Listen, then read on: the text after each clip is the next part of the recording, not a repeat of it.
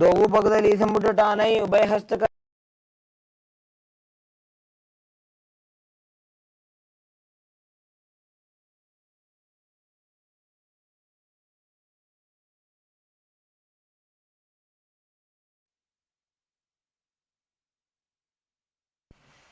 दोवों पगदली जोड़ी संपुट करें. Next up is Bhujasana. From a seated position, lift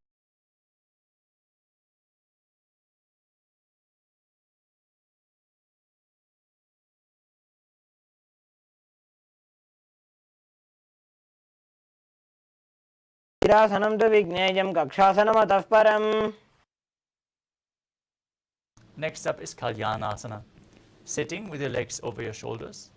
Interlock your fingers behind you.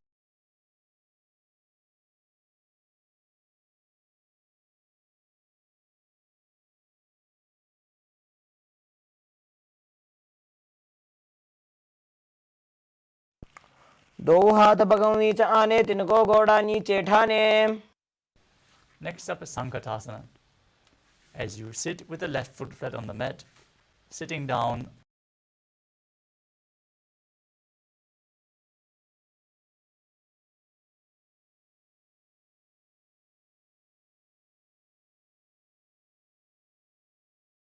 visualize yourself as an elegant swan and breathe in Ujjayi Pranayama, making an ocean-like sound as you keep your navel region contracted in Sankatasana.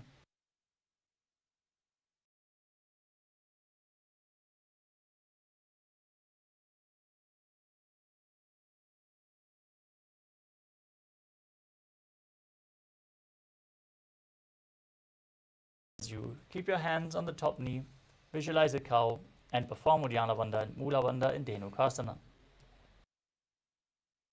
अनुषागी Nagar पंचडम प्रशीलिंद कल्यमनी.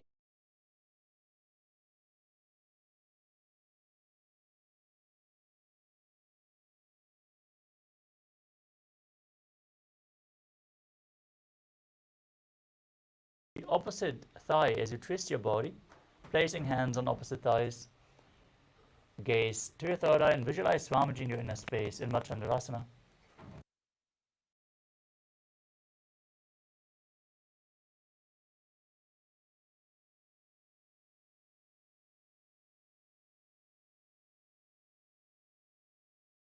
To the big toes in Prana Mudra as you lean forward and down, placing your forehead on the ground as you visualize Swamiji in Machandrasana too. प्रथमजी मनो चरणज जोजी वामजंग सो.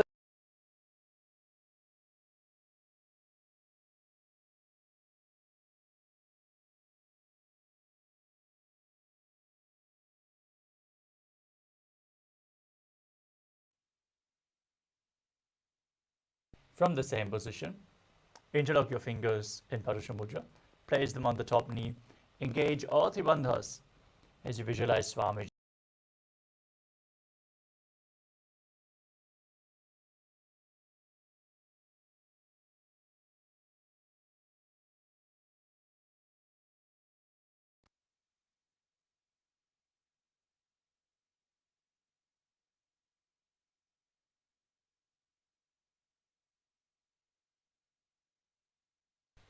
Next up is Sun.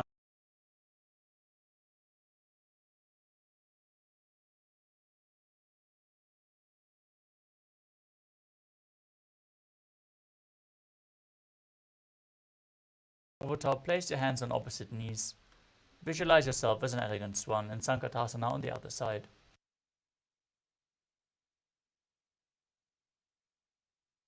वामपाद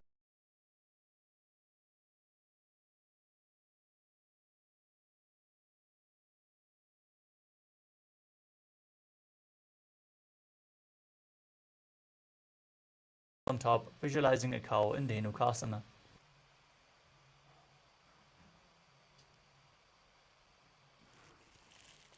अनुषागी नगर पंचडम प्रशीलिंद.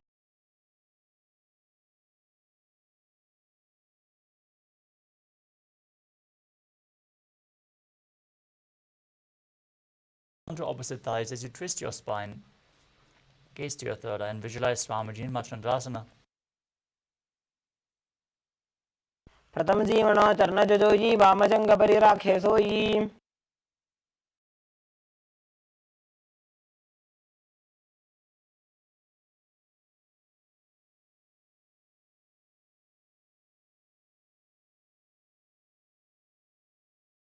वाम हस्त बिष्टि दिशाने। Now interlock your fingers, place them on the top knee, and visualize Swamiji, your Guru, in Guru Asana.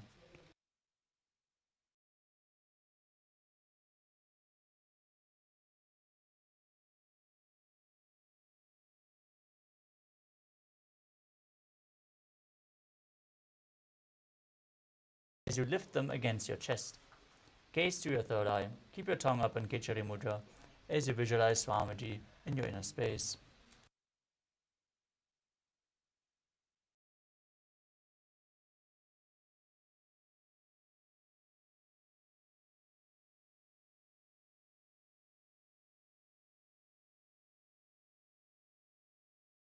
Your chest, gaze to your nose and visualize Swamiji in Bodha Shukrasana.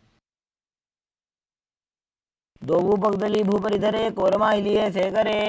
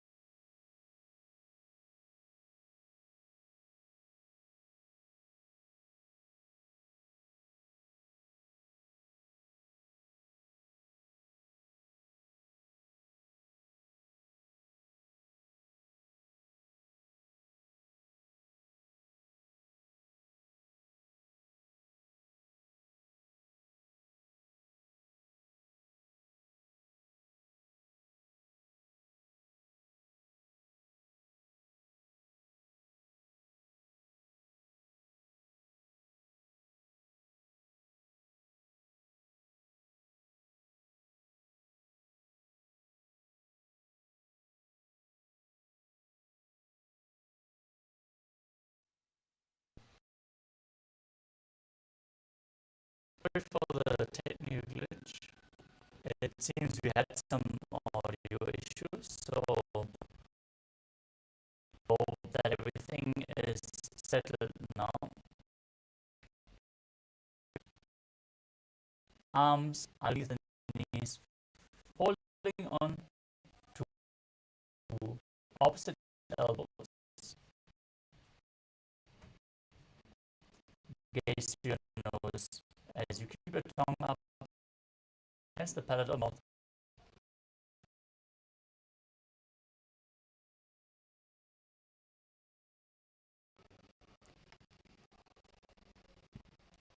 Engage your mudra. Visualize Swamiji's face.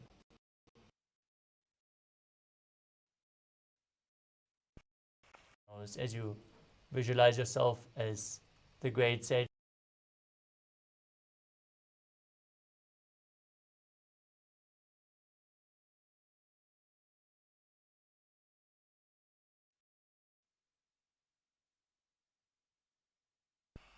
मूलद्वारी धरती परिठाने डावा पग परिदच पदाने।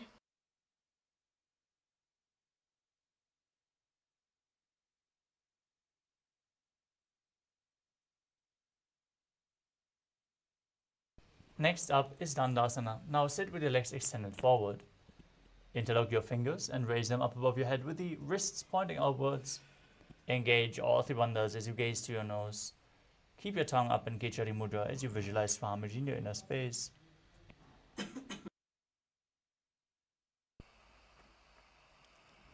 इदानीं गर्भिणीनां योगाभ्यासो यथा लघु.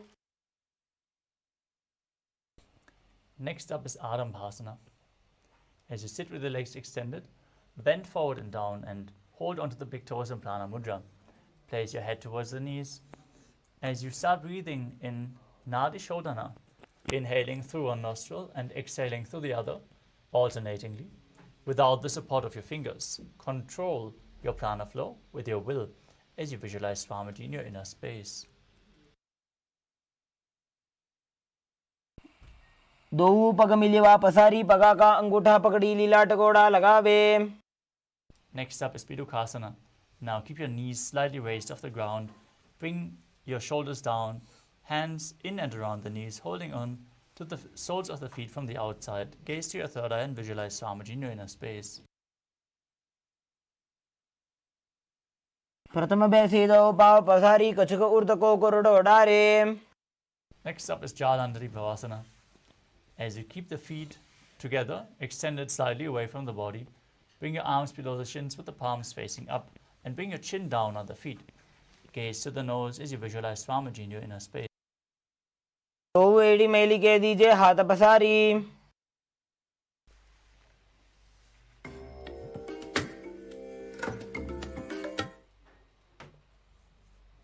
Next up is Urdhva Paschimottanasana. As you keep your legs extended forward, bring one leg behind your neck. Lean forward and down as you hold on to the front foot with both hands. Visualize Swamiji in your inner space as you breathe in Pratyahara Kumbhaka. Visualize the prana flowing through 9 points within your body, which are the soles of the feet, the regenerative organs, up to the navel, to the heart, to the throat, to the uvula, to the center of the eyebrows, the top of the forehead, all the way to the Brahmaranda, the crown of the head in Pratyahara Pranayama. This is revealed by Mahadeva himself. Perform Urdhva Paschimottanasana. If you can't bring the leg behind your neck, you can pull it up towards your chest or cross it over your knee and lean forward and down. पश्चिमतानवत् संस्थितिं कृत्वा एकं पादं ग्रीवायां धृत्वा तिष्ठेत्.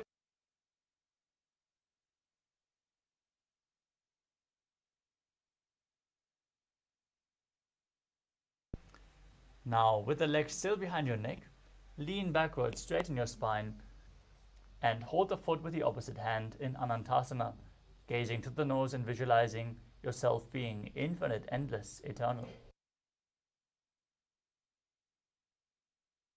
उत्तानशयनि एकैकं Pai ग्रीवायां विन्यस्य.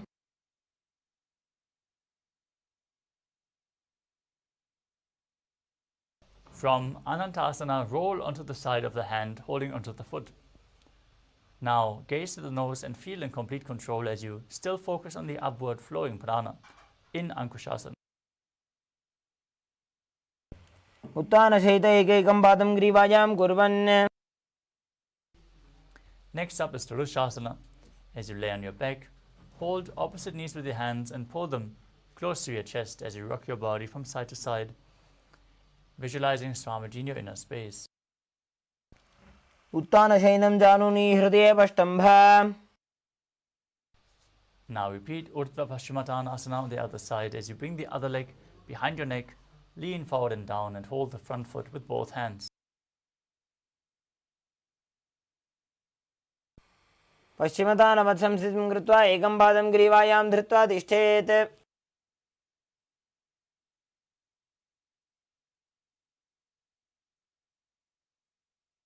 Now, straighten your spine, lay back with a foot behind your neck in Anantasana as you gaze to your nose and visualize yourself being infinite, an eternal one.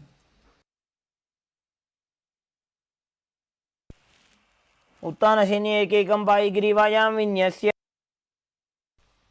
Now roll onto the side and Gaze to your nose as you feel in complete control in Ankushasana on the other side.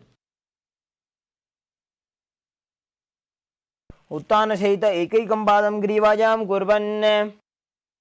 Next up is Yoga Nidra. As you lay on your back, lift your feet one by one up behind your neck. If you can't bring them behind your neck, you can bring them over your shoulder or cross them in front of your body and pull them up to open up your hips. Once you have your feet behind your neck, bring your arms down and interlock them behind your back. Gaze to the nose and visualize Swamiji in your inner space. पादाभ्यां वेष्टयेत् कण्ठं हस्ताभ्यां पृष्ठबन्धनम्. Next up is Atma Ramasana. As you lay on your back, raise your legs and wrap your hands in and around the legs, interlocking your fingers behind your neck. As you gaze to your nose and visualize Lord Vishnu blessing you from within.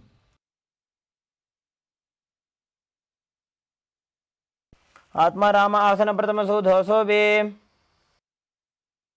Next up is Kuchikasana. As you lay on your back, pull your knees up towards your chest and then extend your arms out to the side.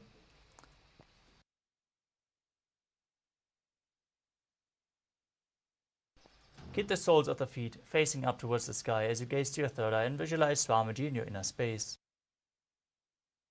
दो हाथ सीधा सा करे तनसो ube Sapa करे. Next up is the Jatala Parivriti. As you lay on your back, with the knees towards the chest and the arms extended out sidewards, perform the first of 3 steps. Place one knee to the side and extend the opposite leg downwards.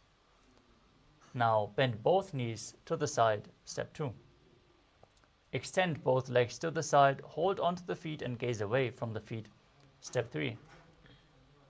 Visualize Swamiji in your inner space. Perform the Mula Bandha as you return to the neutral position, pulling both knees towards your chest.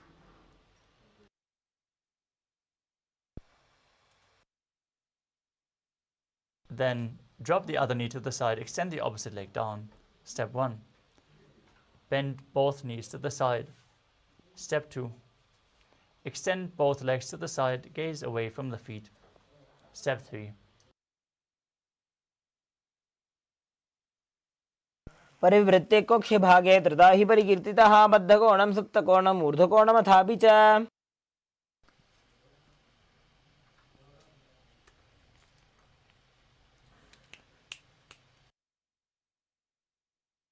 Next up is the Dviparapitam. As you lay on your back, place your feet flat, hold onto the ankles as you push your hips up and gaze to the nose, visualizing yourself as sturdy as a bridge as you perform Murcha Kumbhaka with Jalandhara Bandha and Mula Bandha engaged. प्रतिक्रियायुतं द्वन्द्वपीठ सर्वबलप्रदम्. With your feet flat, bring your hands over top of your shoulders, fingers pointing towards your feet as you lift your entire body off the mat. Visualize yourself as sturdy as stone furniture and engage the Mula Bandha as you breathe calmly through your nose in Sahaja Kumbhaka, performing Paryankasana. उत्तानशयनं हस्तदलाभ्यां भूमिं वष्टभ्य. Lower your body back down to the mat. Lift your knees up against your chest and hold on to the respective shoulders with your hands as you move your hips in a circular motion. Visualize yourself as a dog playfully rolling around on its back in Shvotanasana. शवच्छरीरं संस्थाप्य जानुनी सम्मील्य नाभुवानिज. Now raise your legs and hips up. Keep your hands flat on the mat for balance as you start rotating your feet in a circular motion. As you visualize Swamiji in your inner space, perform Jalandhara Bandha and Mula Bandha in Viparita Karani. भूतले सशिरो दत्त्वा घेनये चरणद्वयम्. Now stop the movement of the legs. Be straight and sturdy in Viparita Karani too.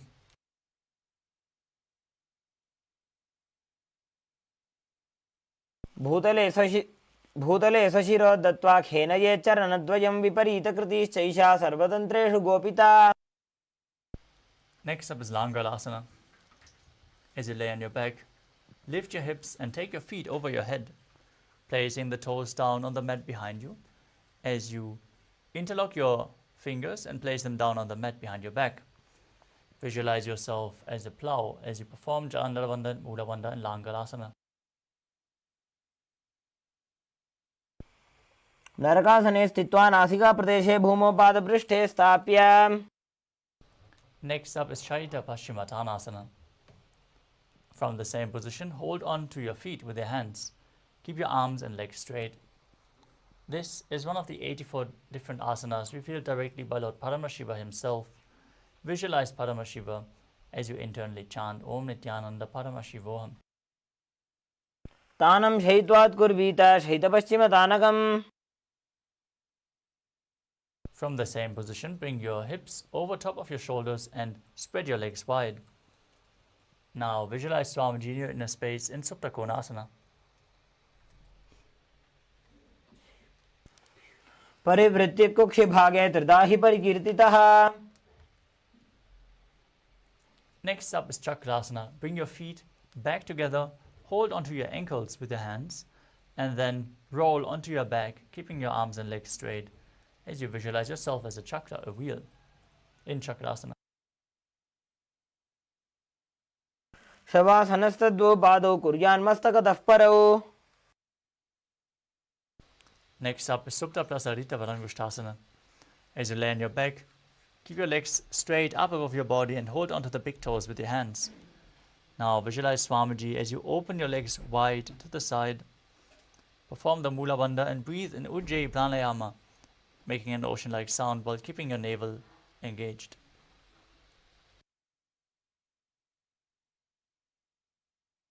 वीरभद्रकं नटराजं त्रिकोणं च सुप्ताङ्गुष्ठप्रसारणे. Now join your feet back together above your body. Keep holding onto the big toes as you visualize Swamiji in Supta Padangushtasana. उत्तानपादं क्रौञ्चं च मरीचिं वीरभद्रकम्. Next up is Matsyasana. From the same position, cross your legs into Padmasana. Keep your legs flat on the mat as you bring your arms over your head and hold on to opposite elbows. Now, gaze towards your nose as you visualize Matsya, the fish avatar of Lord Vishnu. मुक्तपद्मासनं कृत्वा उत्तानशयनं चरेत्.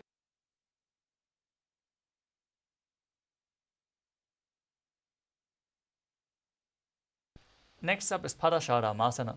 From the same position, place the back of the right palm on the left with the palms facing up. Gaze to your nose as you visualize Lord Rama in your inner space.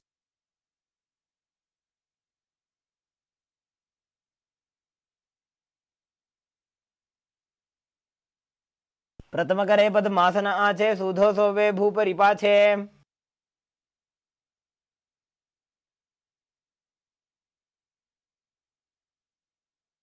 Next up is Sarvangasana. Now, with the legs in Padmasana, raise your knees and hips up. Bring your hands to the lower back for support with the elbows down. As you gaze towards your nose and visualize Swamiji in your inner space, perform Murcha Kumbhaka with Jalandhara Bandhan, Mula Bandhan engaged.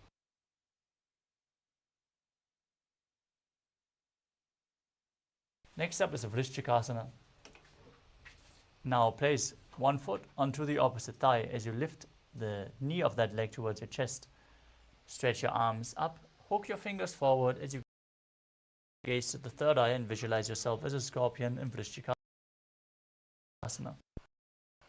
प्रथमशयन सूधो शीशिकेशिकी सन्धि सुदाखे. Now bring the other foot on the opposite thigh as you repeat Vrishchikasana on the other side. प्रथमशयन सूधो शीशिकेशिकी.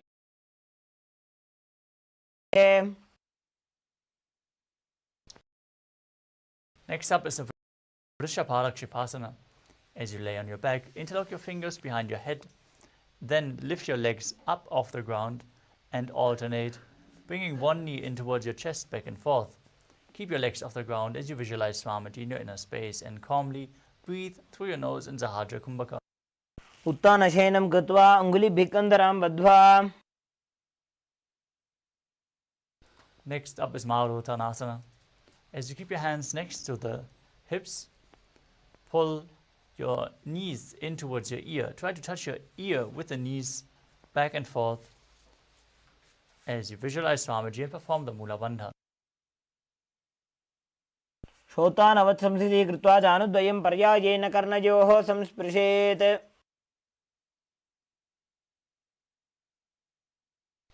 Next up is Vriksasana. As you lay on your back, place your feet flat and then raise up, stand up and sit back down as you visualize yourself as a wolf.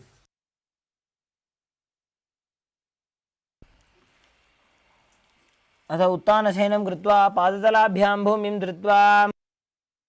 Next up is Lutasana. As you lay on your back, quickly throw your legs over your head and roll over completely. As you repeat this again and again, visualize Swamiji in your inner space and perform the Mula Bandha as you finally lay in a prone position. अथ उत्तानशयनं पादौ शिर उल्लङ्घ्य भूमौ स्थापयित्वा.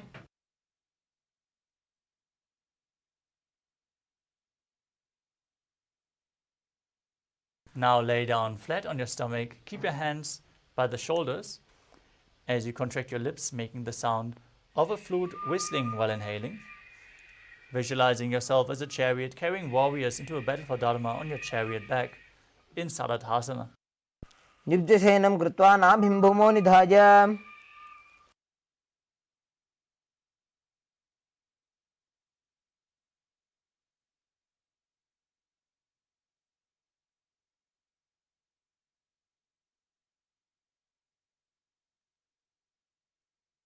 Next up is Dehalyolanganasana. As you place your hands flat on the mat, raise your body up into a plank position and jump your feet in between the hands back and forth as you visualize yourself transcend body and mind. हस्तद्वयं बद्ध्वा तन्मध्ये चरणद्वयम् उड्डानैव बहिरानीय. Next up is Jatyasana. From a standing position, place your hands on the mat and walk back and forth as you visualize yourself as a wise 60-year-old elephant. अथ जात्यासनं वक्षे येन जातिस्मरो भवेत्. Next up is Lolitika Karana. As you stand with your knees bent and the feet pointing outwards, bring your hands to the shoulder level and rotate them around your chest as you lean backwards, open up your chest and move your head in all directions.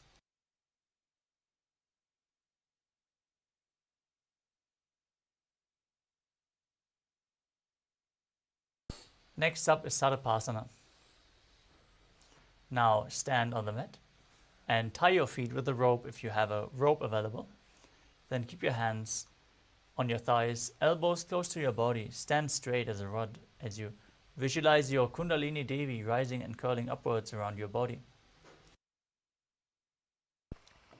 अथ सर्पासनं वक्षे वायुपाणाय केवलम्.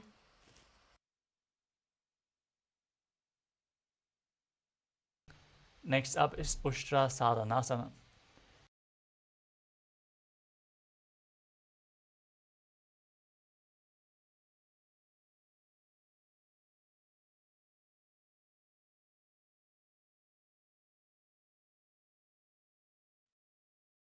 मुष्टिकनिष्ठिका प्रदेशेन भूमौ निधाय उपरि पादतले संस्थाप्य.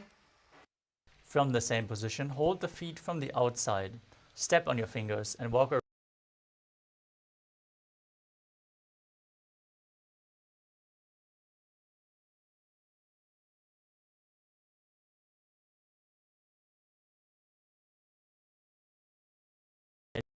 As you open up your chest widely, visualize yourself as a soaring bird diving in rapid speed headfirst as you perform the Mula Bandha.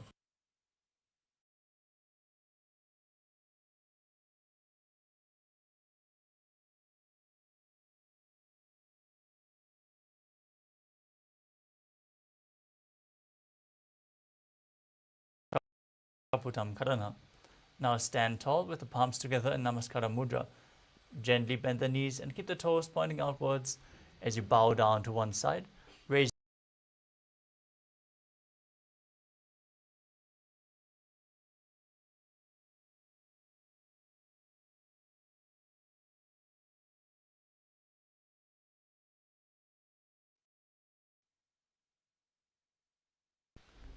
Next up is Khadgasana.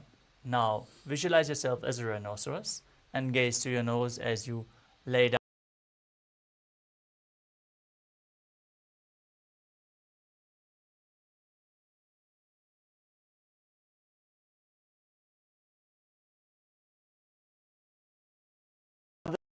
तलाभ्यां भूमिं धृत्वा. Next up is the Uttanottanam. As you stand,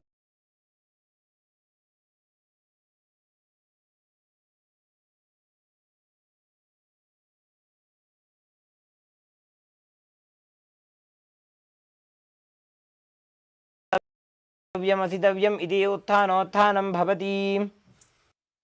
next up is Musalasana. Now stand and raise your arms up straight above your head. Jump, repeat.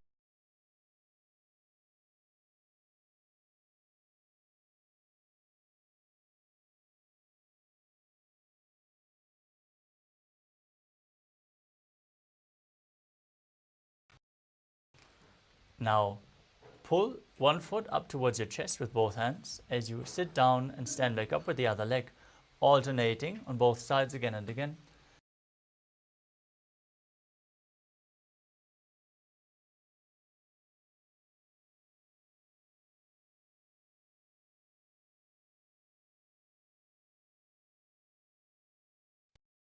Next is the Parshvajanukarana.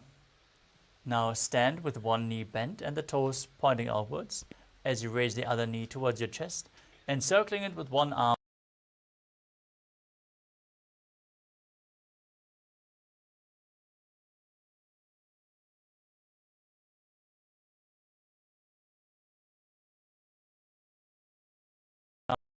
Dandavasana. You can hold weights if you want to intensify this asana. Now visualize yourself fiercely dancing as Lord Shiva as you extend your arms and one leg forward.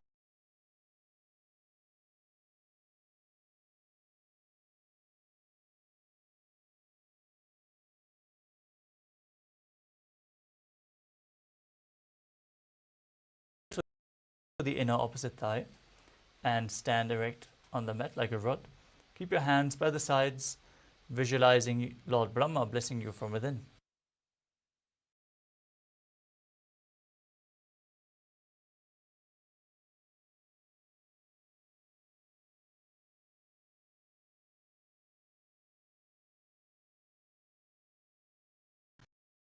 As you bring the left arm below the right and place your hands in Namaskara Mudra, visualize yourself as Lord Garuda as you do so.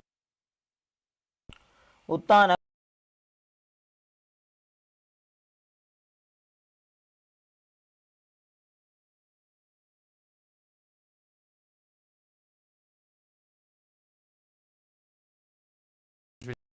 Relax by the sides as you visualize Swamiji in your inner space. दक्षाङ्घ्रिं वामपादस्य जङ्घोपरि निधाय च.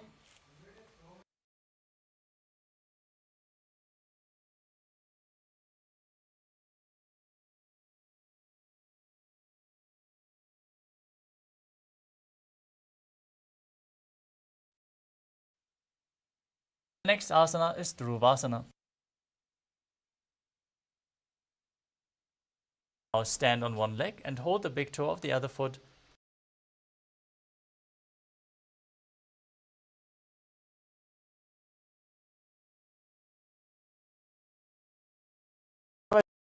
एकस्य पादस्य अग्रं धृत्वा. Next up is Trivikramasana.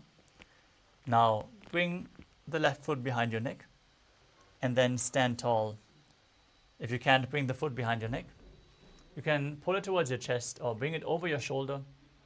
Bring it over top of the knee if required, and then sit down and stand back up, visualizing Lord Vishnu in your inner space. ग्रीवायां पादं संस्थाप्य स्थातव्यम् उत्थातव्यं त्रिविक्रमासनं भवति. Now repeat Parshvajanukarana on the other side as you pull the other knee towards your chest with a hand and a fist.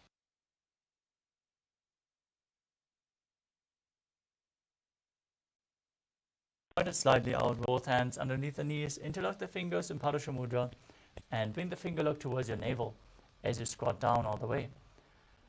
Now visualize the great sage Goraknath, founder of the Natha Yoga Hindu Sampradaya. And as you keep your next up is Guptasana.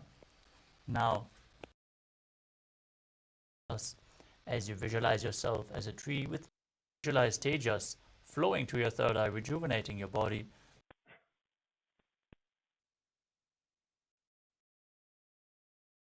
Step your feet back into Tadha Shvasana, the plank position.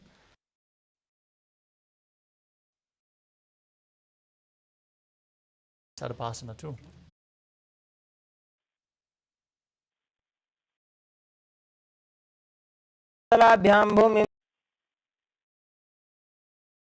Visualize yourself as Vajra, the weapon of Indra. Next up is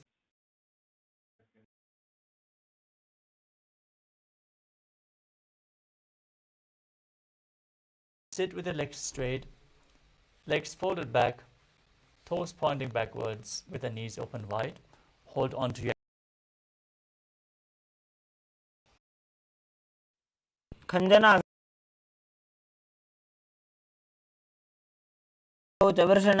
the nose. Keep your hands on the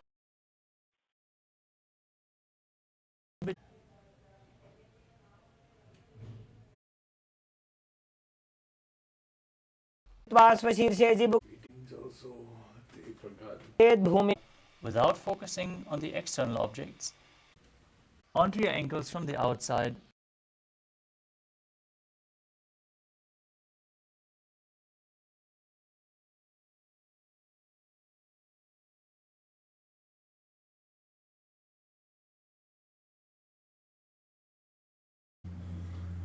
Let me tell Tirtha.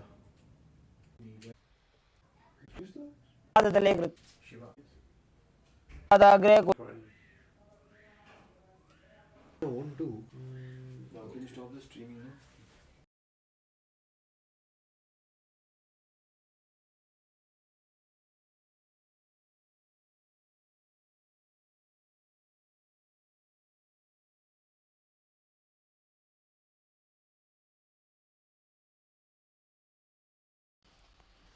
Close to your body. Hold the ankles with your hands and lift your feet off the ground as you visualize yourself as a Kadamba tree, a pious tree that promotes a long life. Breathe calmly through your nose in Sahaja Kumbhaka.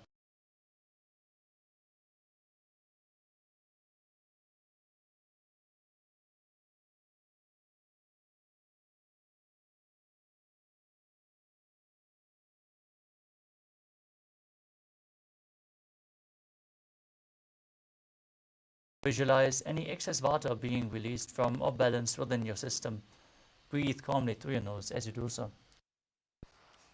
ध्वजोस्तु पादयोः पाणिं लात्वा स्वस्वनितम्बके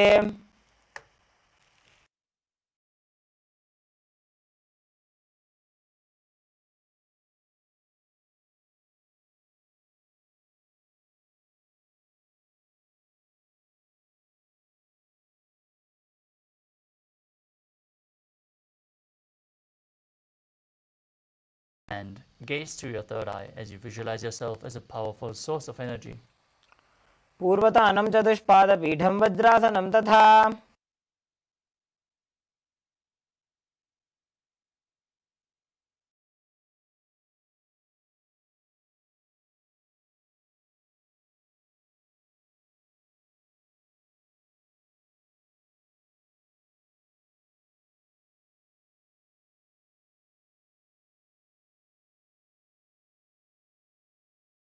पाणिभ्यां गृहीत्वा श्रवणावधि धनुराकर्षकाकृष्टं धनुरासनमीरितम्. Next up is Ashtavakrasana. As you keep your hands flat on the ground, bring one leg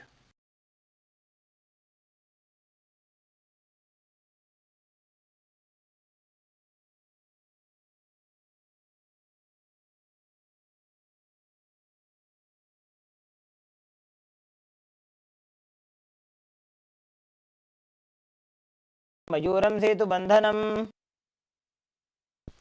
Next up is Pranasana. Now sit and bring one foot to the opposite thigh. Raise the opposite knee and bring your respective shoulder underneath the raised knee.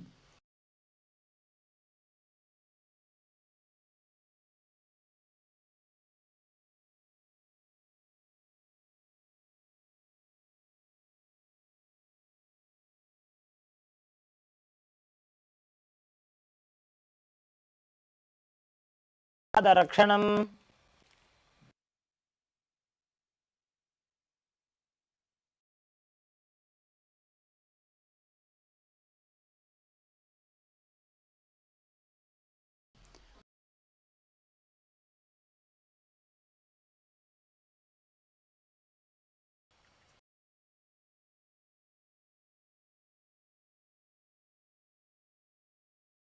low on the other side.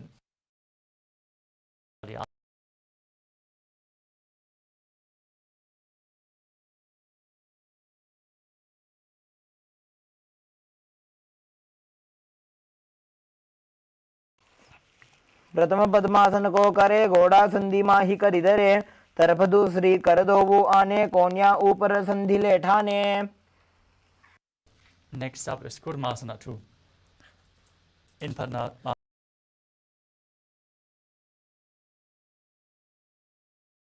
into the chest in Jalandhara.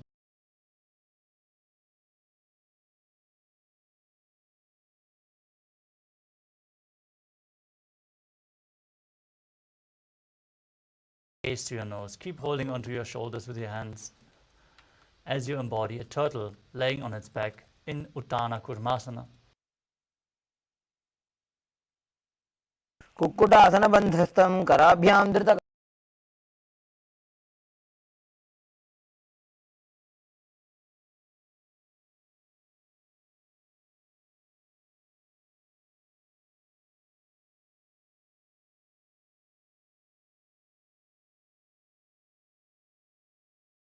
Both hands in between the gap of the thighs and calves.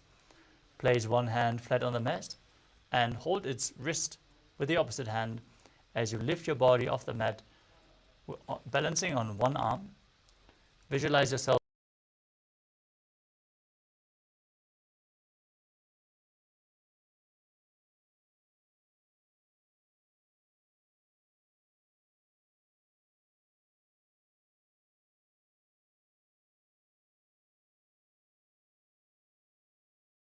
hold its wrist, push your body up and balance. Visualize yourself as a rooster in Pangu Kukkutasana on the other side. Kukkutasana स्थित्वा एकेन हस्तेन अन्यस्य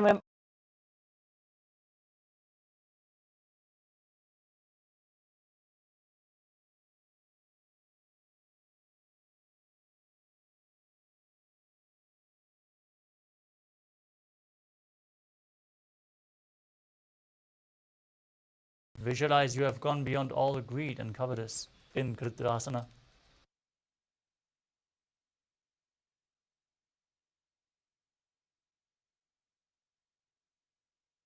अभ्याम उत्तानाभ्याम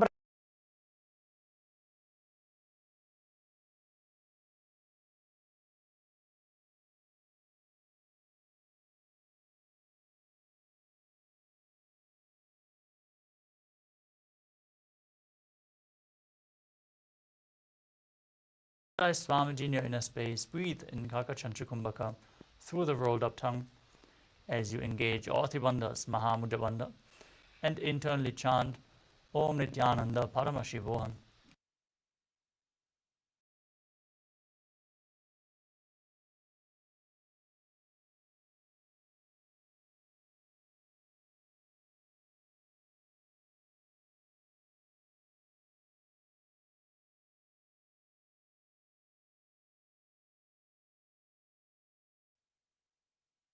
एतत् पद्मासनं कुर्यात् प्राणवायु प्रसिद्धये. The next asana of the sequence is Karmukhasana 2. Maintain one hand on top of the respective knee.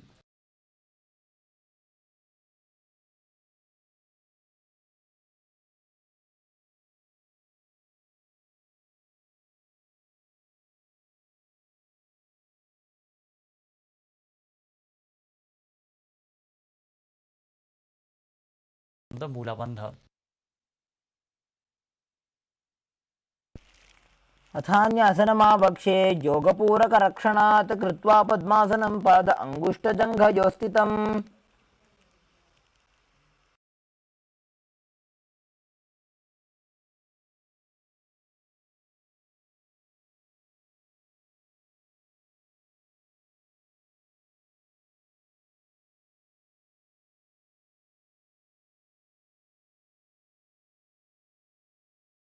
and engage all three bandhas.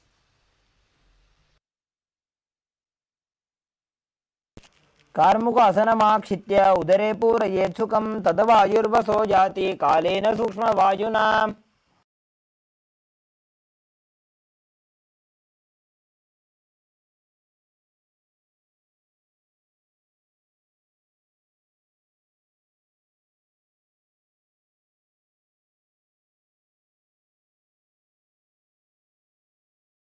उरुभ्यामुपरि स्थाप्य पादयुग्मं प्रयत्नतः.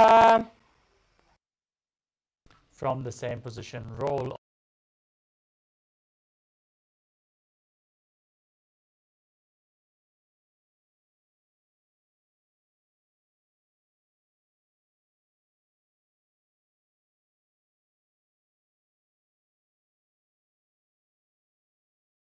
Sahaja Kumbhaka, engaging the perineal region and Mula Bandha in Nagarasana. प्रथम पद्मासन को ठाने दो वो हाथ पाछाने आने पाद अंगूठा पकड़े आने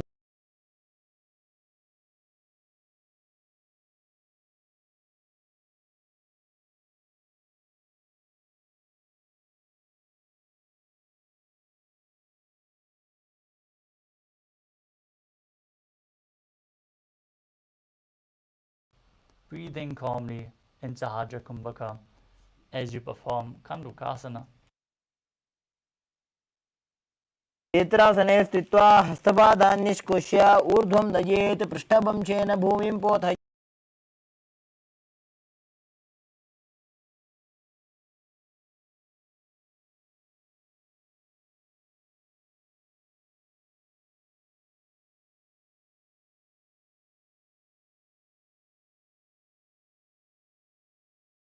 Swamiji in your inner space. Perform the Mula Bandha as you do so. प्रथमे सूधो सैन करावे गोड़ा उभा राशि मिलावे गुल्प माहिला अंगुष्ठ दोजी करे एक समेल रसोई.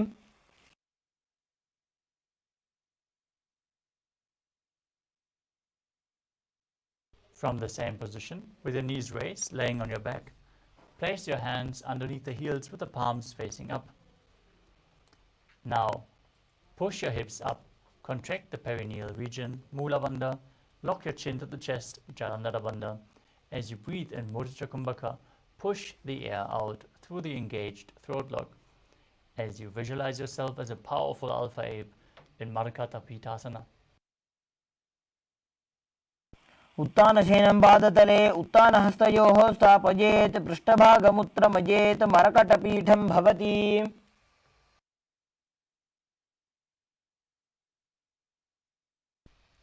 Now bring your hands to the hips and lift your hips up. Straighten your legs as you gaze to your nose and visualize Swamiji breathing in Murthy Kumbhaka with Jalandhara Bandha and Mula Bandha engaged, performing Uttana Shikhi Pitakasana. जङ्घोरुबलहीनश्चेत् उत्तानशिखिपीठकम् अप्रमत्तः प्रकुर्वीत भुक्तेः प्राग्विजितेन्द्रियः. Now raise your hips and legs up. Keep your legs straight as you place your hands on the mat, supporting you, balance in this position. As you visualize yourself blissfully traversing Narakaloka unscathed in Narakasana. इवाकण्ठेन भूमिं विष्टम्भ ऊर्ध्वपादाग्रद्वयं नयेत् नौकासनं नरकासनं भवति. Now place your hands to the lower back. Support your body as you straighten your legs and then lower and angle them, keeping your core engaged. Hold your legs in this angled position as you visualize yourself as a boat.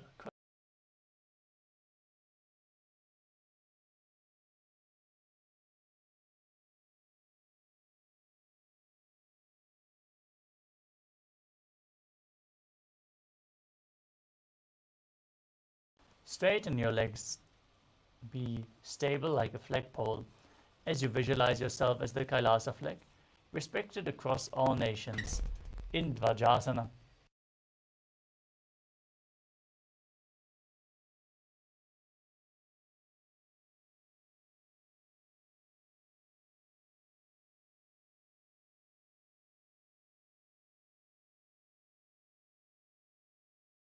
Down into the final posture of this sequence, Uttanasana. Keep your hands at the side of the hips, palms facing up.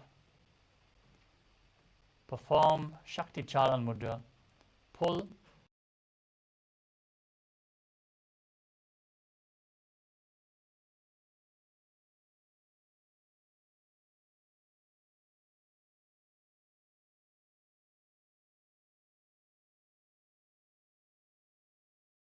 without internal or external movements, as you visualize that your body is dead and Swamiji is liberating you. Internally chant the Mahavakya, Om Nithyananda Paramashivam.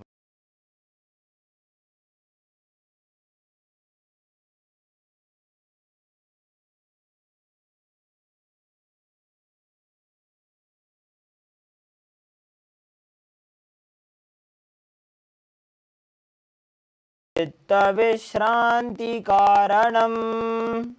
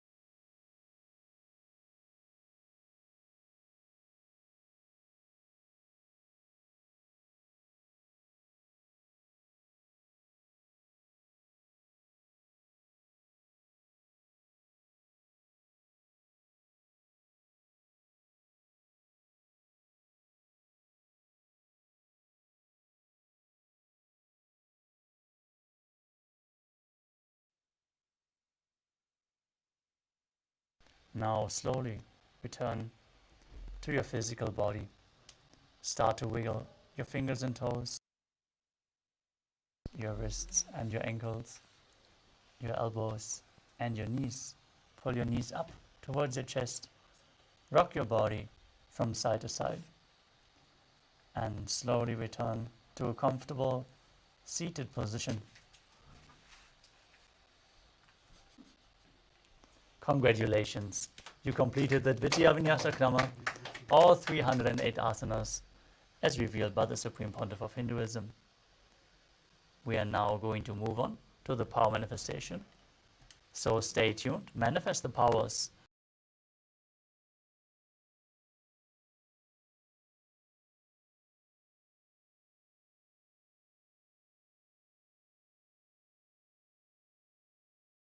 And Namaskara Mudra in front of the heart center.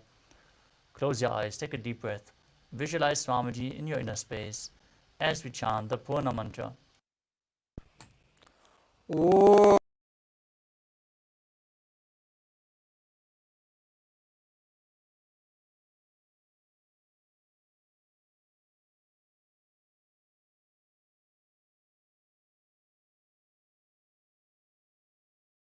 सर्वं भगवत् श्री नित्यानंद परमशिव पादुकार्पणमस्तु। ओम Nityanandam. Thank you all. Nityanandam.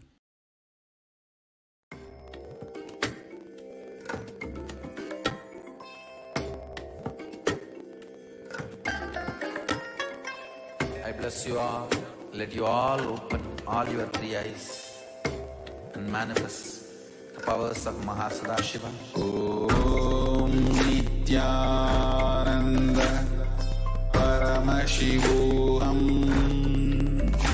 Om Nithyananda Paramashivoham.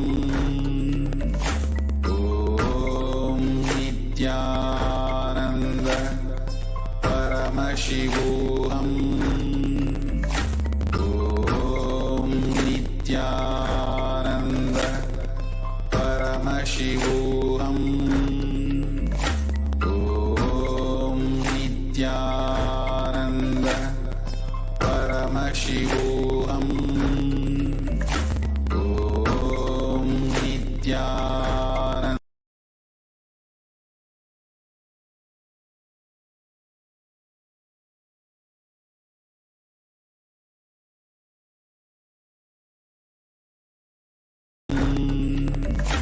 Om Nithyananda Paramashivoham.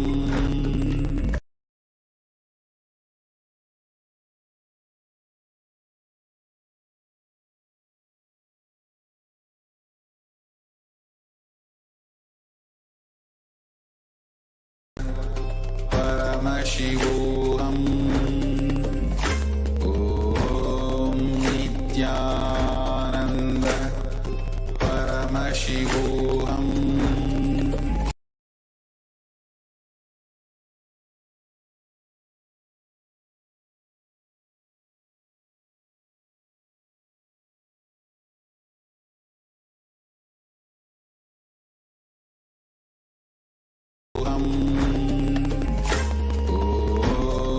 Nithyananda Paramashivoham. Om Nithyananda Paramashivoham. Om Nithyananda Paramashivoham. Om Nithyananda Paramashivoham. Om Nithyananda Paramashivoham. Om Nithyananda Paramashivoham. Om Nithyananda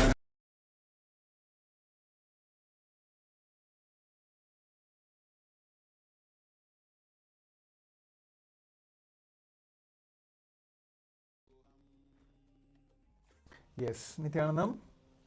We request all the participants to quickly settle down. We'll be entering into the power manifestation now. It's going to be a 21-minute intense power manifestation.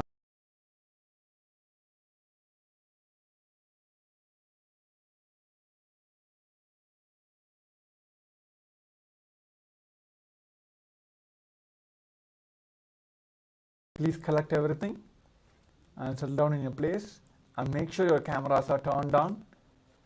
We'll be entering into the power manifestation segment very shortly.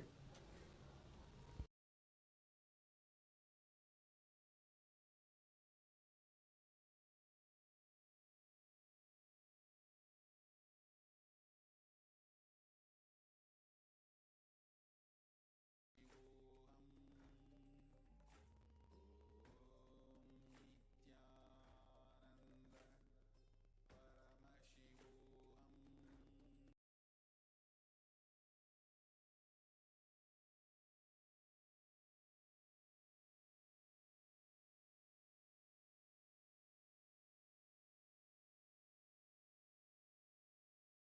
गगन सदृशं तत्त्वमस्यादिलक्ष्यम् एकं नित्यं विमलमचलं सर्वदी साक्षिभूतं भावातीतं त्रिगुणरहितं सद्गुरुं तं Namami.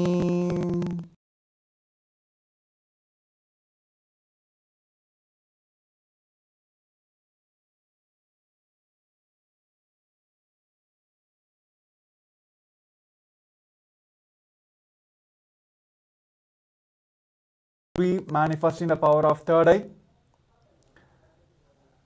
and today we'll be manifesting the words. I'll be projecting a couple of words for all of you.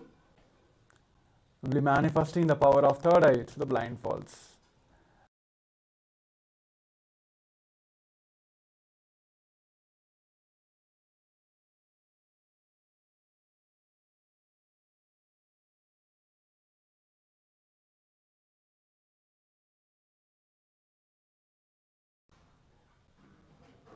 Make yourself comfortable and sit straight. Head and expand in the straight line. Just visualize Swamiji himself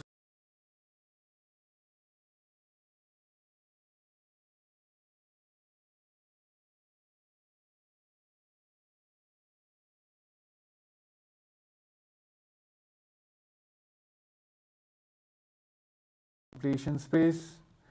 Let us chant the Mahavakya Om Nithyananda Paramashivoham intensely. Om Nithyananda Paramashivoham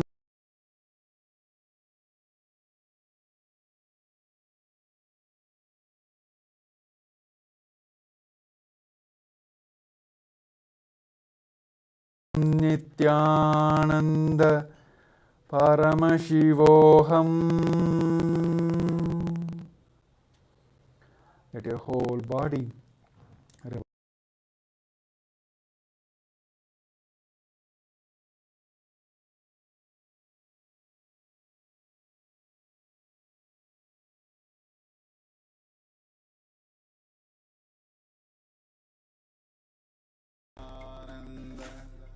Paramashivoham.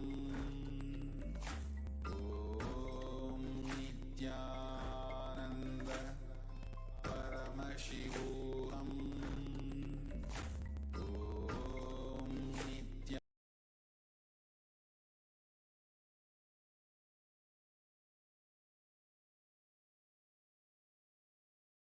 Paramashivoham. Om Nithyananda Paramashivoham.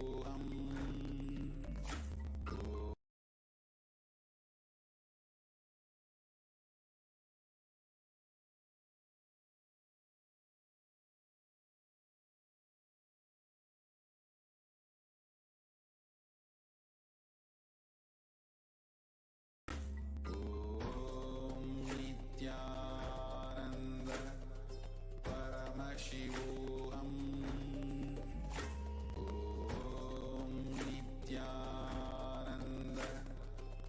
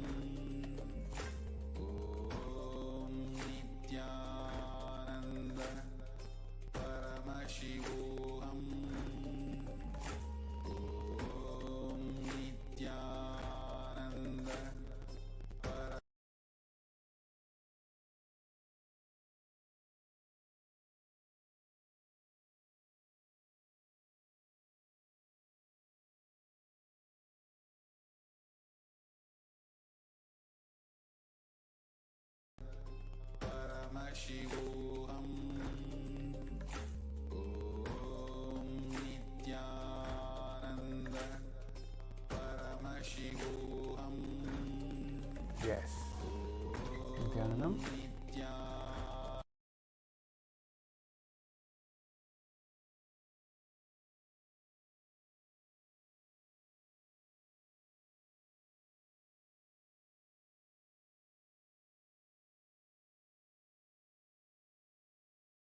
Let us take a few moments to share what Paramashiva, what Swamiji have revealed to all of us during. There was a word which was projected for you. So now you can pen down. Oh yes.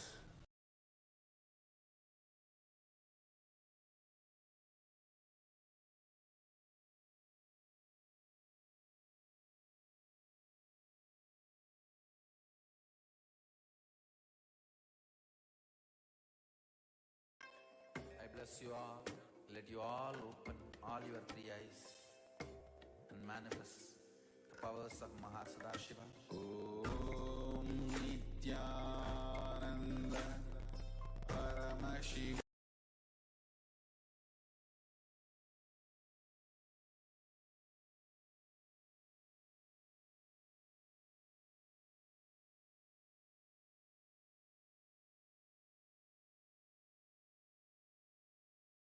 Yes. We have a participant who has shared about word called leadership and BY.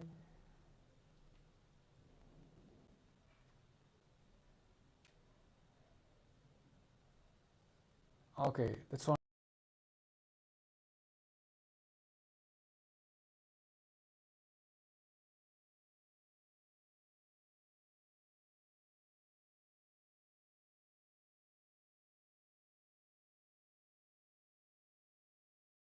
And any of the participants, if you feel any obstacles you are not able to manifest, please do post that as well.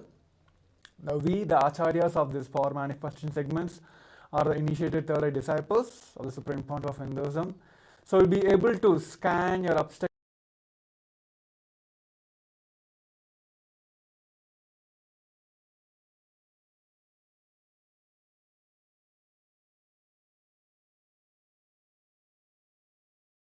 Word called ownership, which was projected for all of you. I think I have manifested maybe like almost like half of it. So right, it's the ownership, leadership.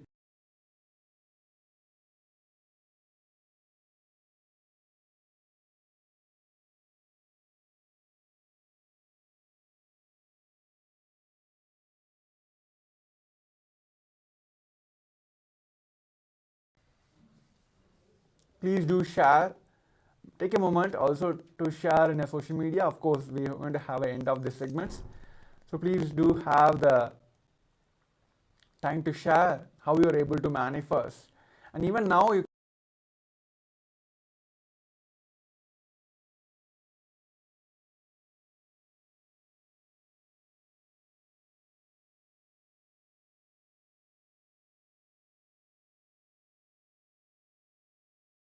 or manifestation. So let's declare that whether we're going to manifest or not, the oneness we cherishing with the Paramashiva is the one which is real. Whether we manifesting or not, whether we're able to see at a moment,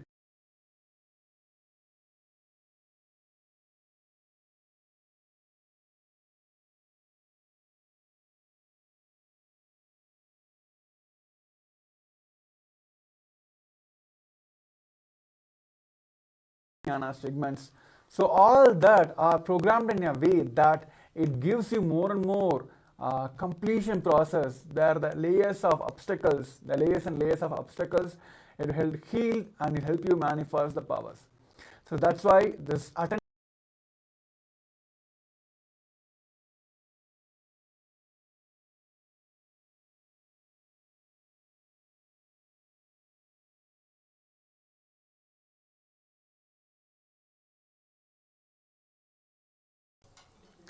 Let us put your eye bands back. Let us sit straight, head neck spine in the straight line. And still, few cameras are off. We request all the participants to please turn on your cameras and make sure you're present in the camera and sincerely doing this power manifest.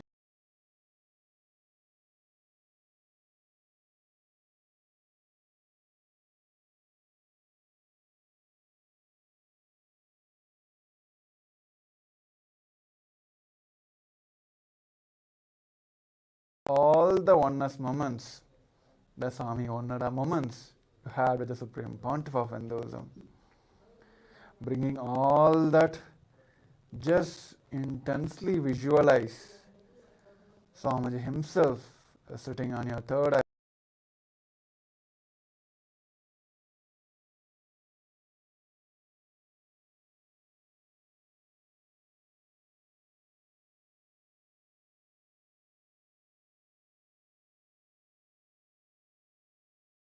The Paramashivoham Om Nithyananda. I bless you all. Let you all open all your three eyes and manifest the powers.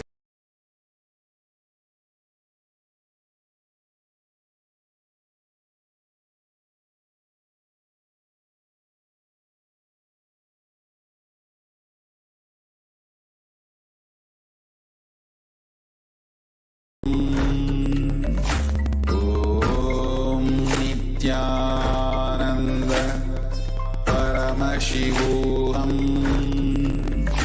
Om Nithyananda.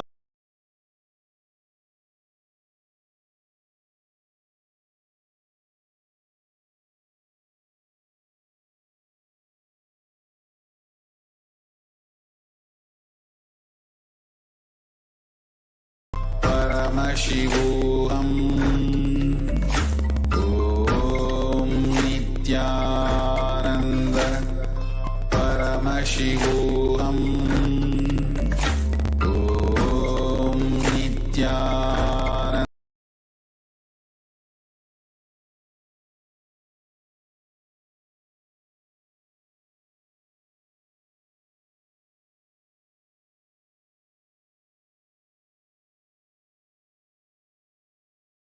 Nithyananda Paramashivoham.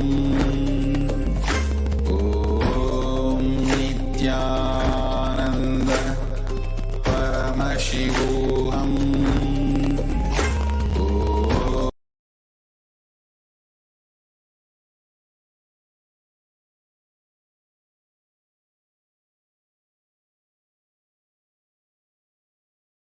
Paramashivoham.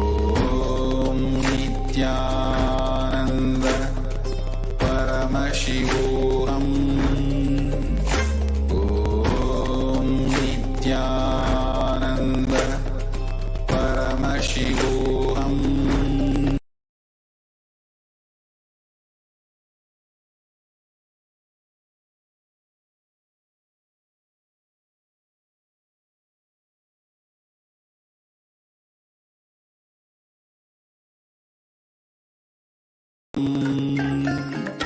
Om Nithyananda Paramashivoham.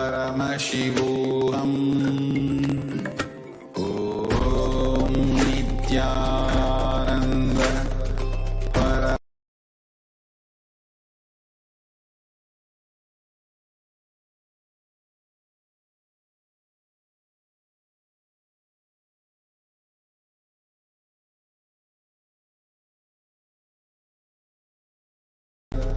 Paramashivoham. Om Nithyananda Paramashivoham. Om Nithyananda.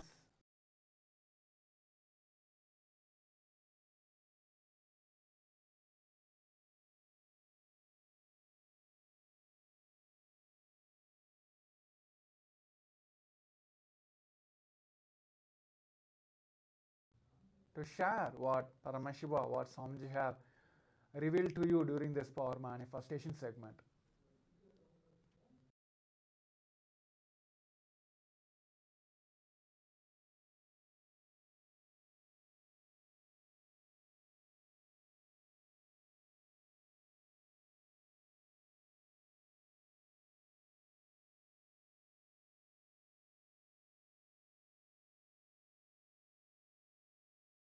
Sure, is you have a strong desire to manifest the power, but the thing is whether you believing it or not, that is the key point here.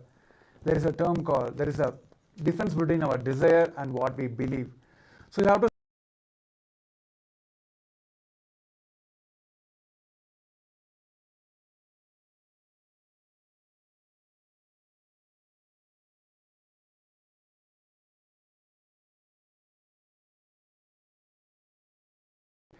there is suddenly your mind comes into a play and you just randomly visualizing the things.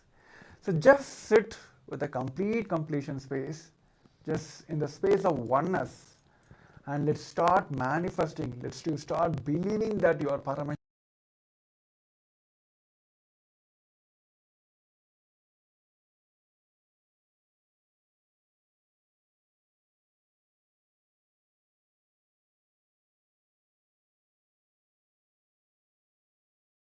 in KAILASA.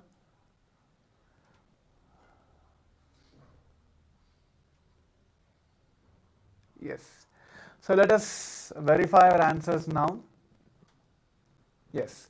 It is the word called encourage was projected for all of you.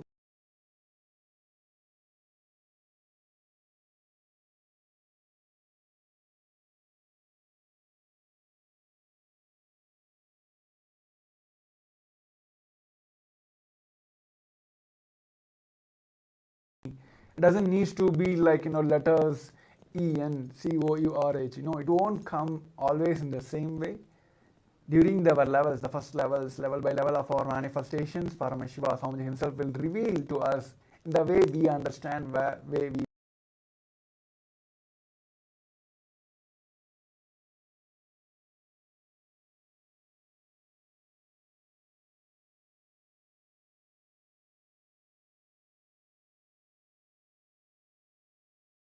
coming to the end of the segments. I request all of you to take a moment to share on your social medias and please invite your friends and families to join this program. So we'll be now preparing ourselves for the next segment. Thank you. Nithyanandam.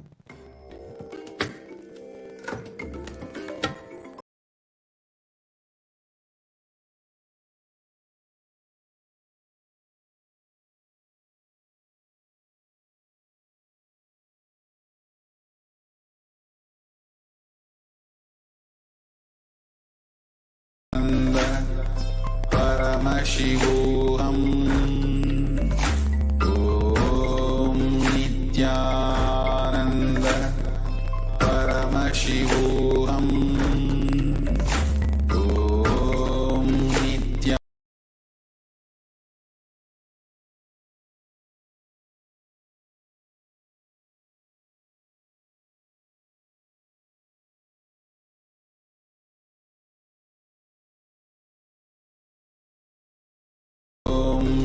Nithyananda Paramashivoham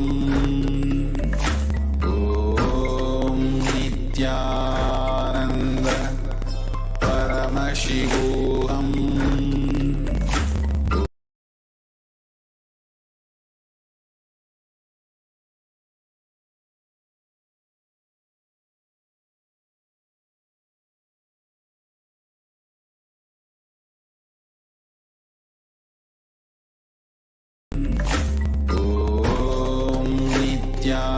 Nithyananda Paramashivoham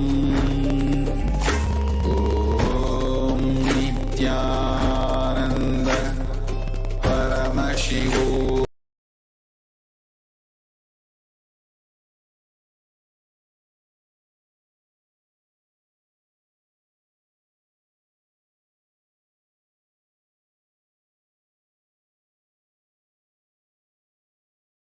Shivoham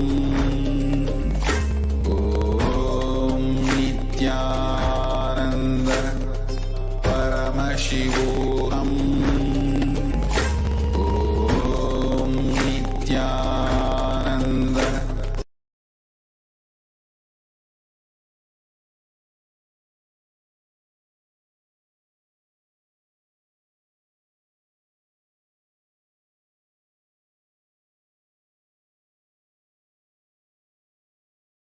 Nithyananda Paramashivoham Om Nithyananda Paramashivoham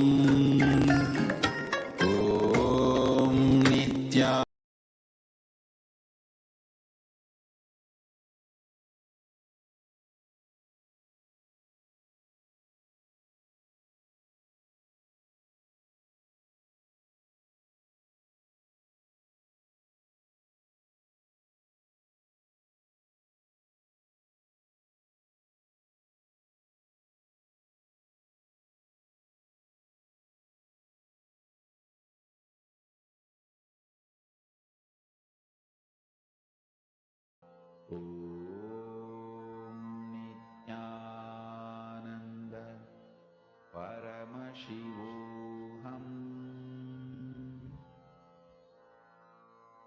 Mahamahavagya, spiritual lullaby for Samadhi, and Suprabhatam, wake up call, wake up song for Paramashiva. This Mahamahavagya is spiritual lullaby for you to fall into Samadhi. Suprabhatam, wake up song for Paramashiva to wake up in you. Just remember this one powerful cognition. This Mahamahavagya puts me in Samadhi. This is spiritual lullaby for Samadhi, for Paramashiva to manifest. With this one spiritual powerful cognition, chant this Mahamahavagya.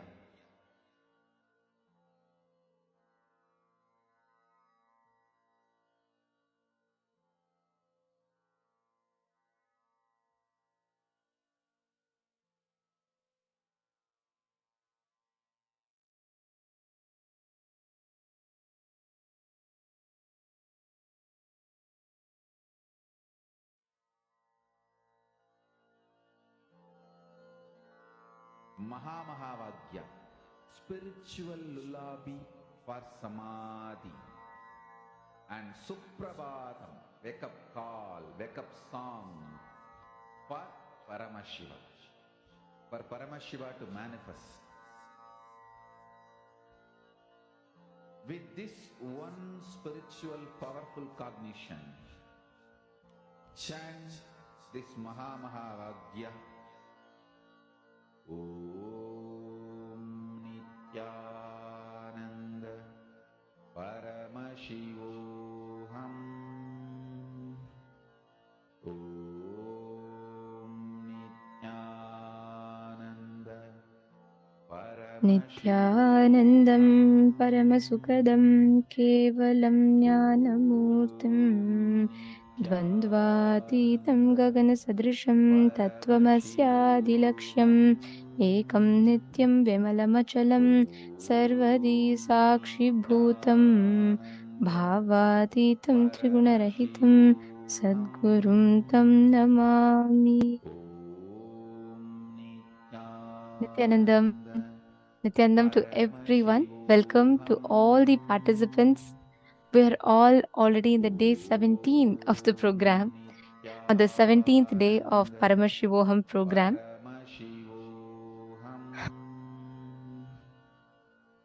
How has this experience been for all of you? The last 17 days, what has the journey been like for each of you? Please take a few minutes and let us know in the chat. And I also would like to take a few minutes to just thank. There are so many of you who have been very, very sincerely attending the program, and you have been available here continuously. Each day, I see so many of you sitting here with sincerity. It's your daytime, nighttime, or morning, whatever time it is of your day, irrespective of the time, irrespective of the situation.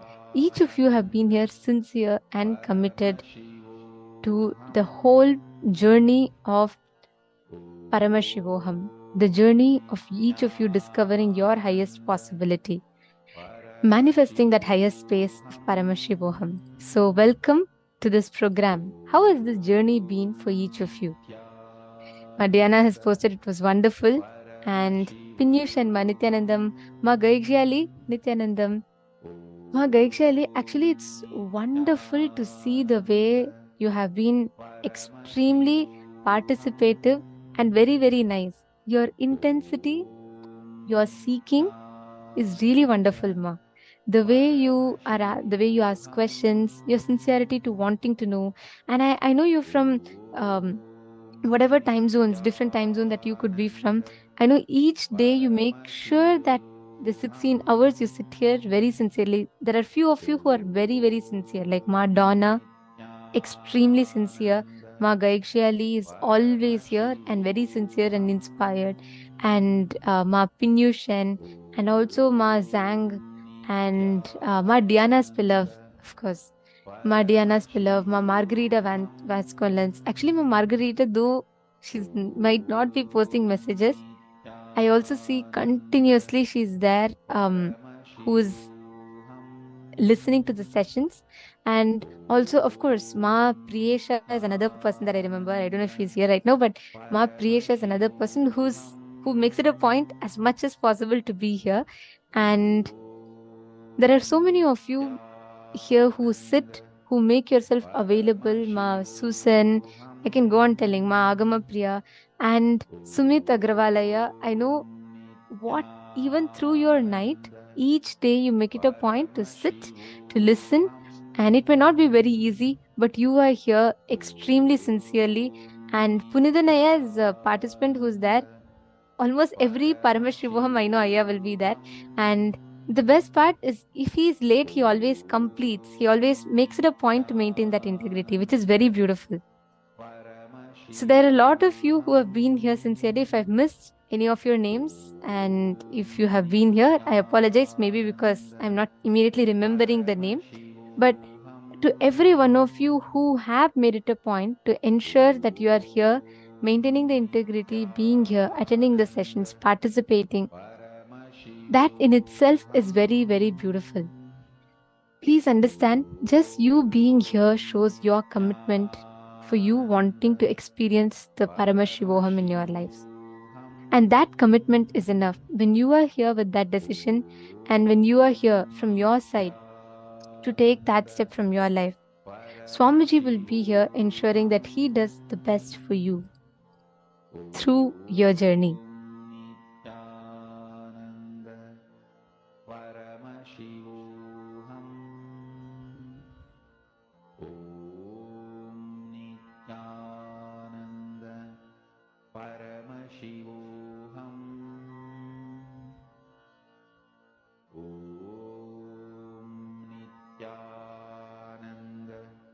So every one of you that are here today, all of us are going to be entering into one of the most important aspects today. When we are manifesting Paramashiva, right, one of the main components of Paramashiva is to be blissful. He exists in that eternal bliss, in that supreme auspiciousness. He exists as that formlessness in form. He exists in that most powerful component of himself. And all of these starts with him existing in Paramashiva Anandam. Means that bliss of being Paramashiva. In the first session today, every one of us are first going to be understanding what does it mean. When we say Paramashiva Anandam, when we say experiencing the bliss of Paramashiva, what does that mean? See, going beyond pain and suffering in life. Every one of us go through some amount of pain in our lives. We all do go through some amount of suffering in our lives. The quantity might be different, but every one of us go through our respective sufferings. But is that suffering really required? Do we need to go through that suffering in our lives? Why? Why do we need to suffer in our lives?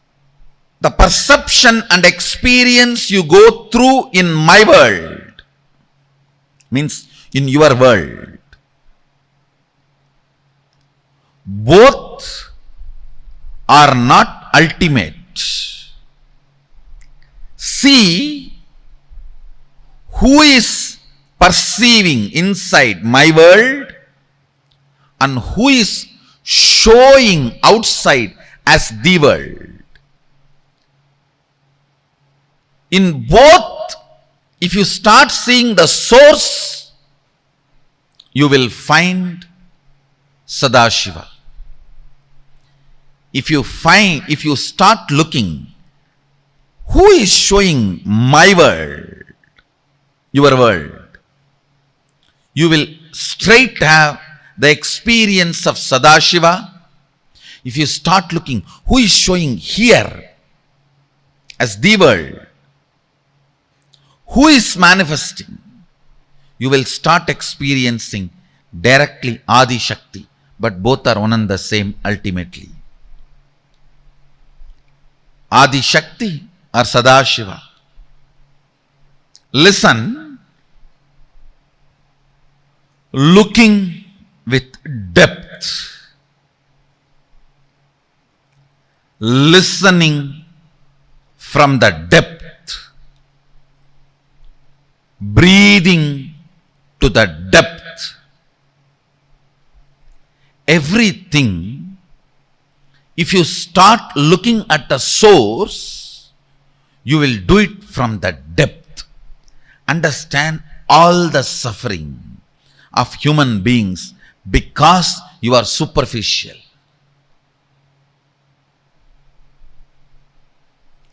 Depth brings powerfulness, joy. Anything, whether it is breathing, seeing, listening, cognizing, anything happens from the source, from the depth, is Paravidya. Anything happens superficially, Aparavidya. Understand? I never studied the regular Aparavidya, not because it was difficult, but because it was too shallow. That is what I am teaching to my Gurukul kids. I am seeing every day they are evolving, able to make the Aparavidya redundant. I'll make these schools, textbooks, all that so easy for the kids. They will know Aparavidya is too shallow, so that they will start putting their energy into Paravidya, Parameshwari, Srividya, Adi Shakti. The science of enlightenment is Srividya. The science of finding the source is Srividya.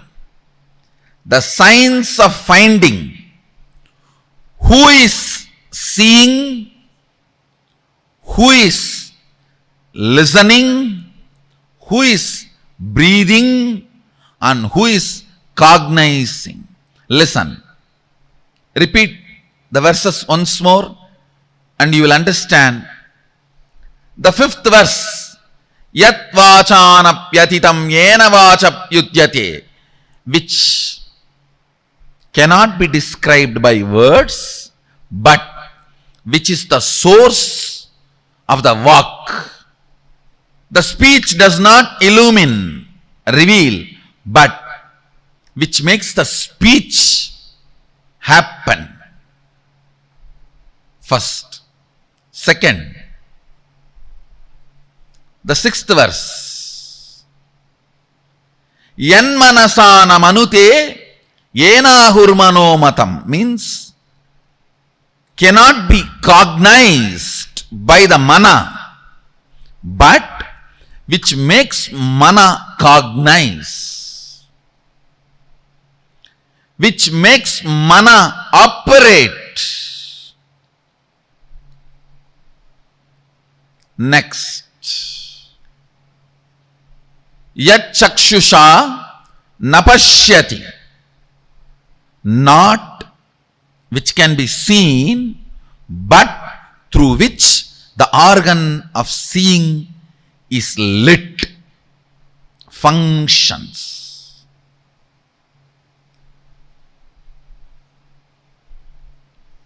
Yashrotrena nashrunoti, not by the listening, but through which the listening happens in you. Yat pranena na praniti, ena prana praniyate, not which can be breathed, but by which the breathing happens. This is one of the most powerful Sahaja Samādhi technique. Constantly try, whole day whenever you can, just try to remember, who is making me see? What is the energy in me which makes me listen? What is the source of me which makes me cognize and think? What is the source of me which makes me breathe in and breathe out? Suddenly you will see, your eyes will be open, but you will be sitting like a hatching mother bird whose eyes are open, but she is not looking outside. The mother bird which sits on the eggs for hatching, her eyes will be open, but she will not be seeing.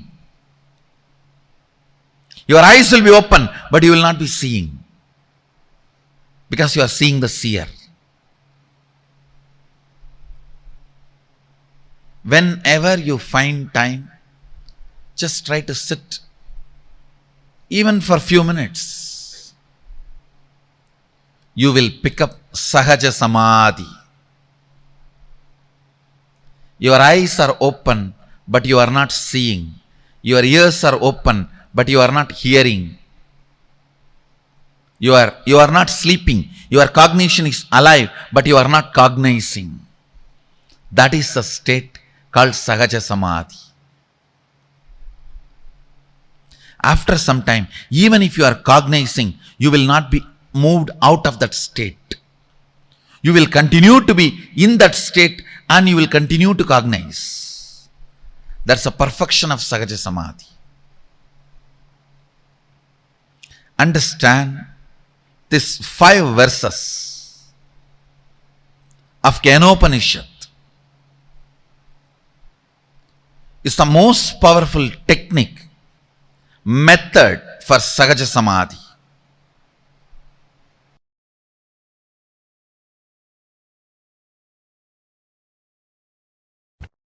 Your body, identity and being to Paramashiva in oneness. I tell you,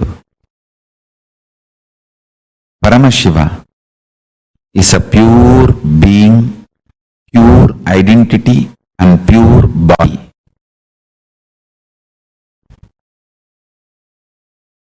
After you declare your integrity to Guru, every breath, every time you breathe, it is tuning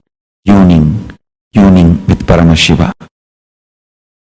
Inhaling, exhaling, everything is tuning with Paramashiva.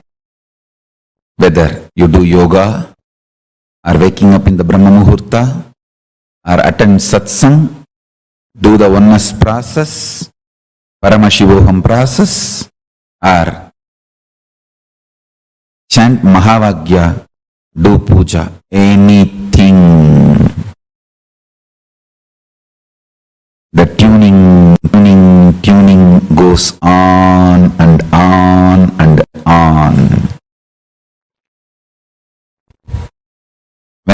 and sit in the satsang, I am spending this moment with you all and celebrating your existence with my existence as Paramashiva. Listen to this truth. When I come and sit in the satsang, I open myself to your being and tune your body, identity, being to Paramashiva in oneness. And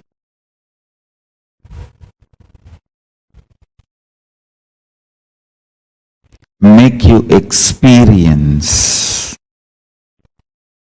intensely, make you understand intensely, make you realize intensely, make you manifest intensely the oneness with Paramashiva, the ultimate,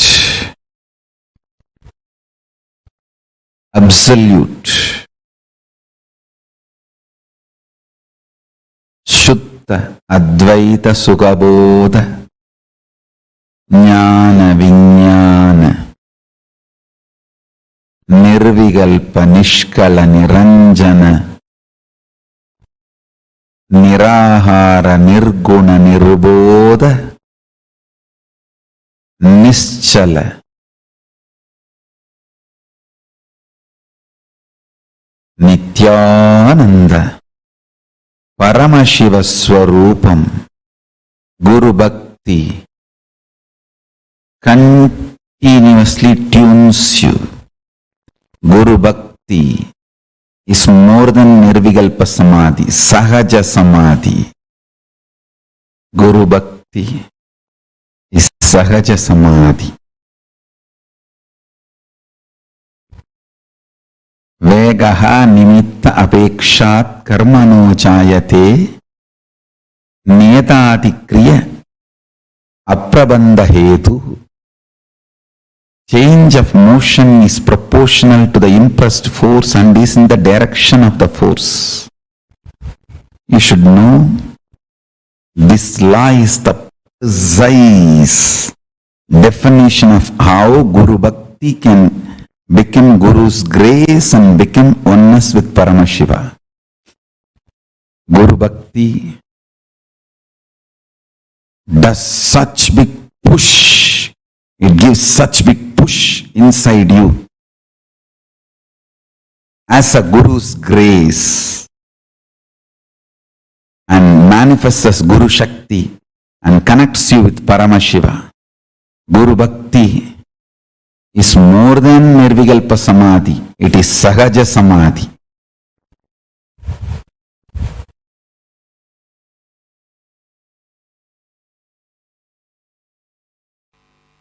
Let me explain that word Guru Bhakti. Being authentic to Guru. Look into your inner image. See how much of your inner image is influenced by Guru's presence in your life. Look into your inner image. See in how much you are still stuck with your old stupid identity and inner image.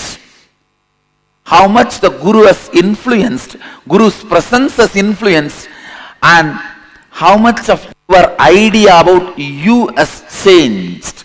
Please understand, your inner image is not you. Not only your inner image is not you, what you think as your inner image is a screen,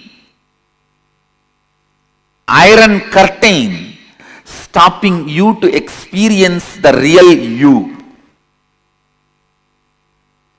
See how much your inner image has been influenced by your Guru's presence in your life.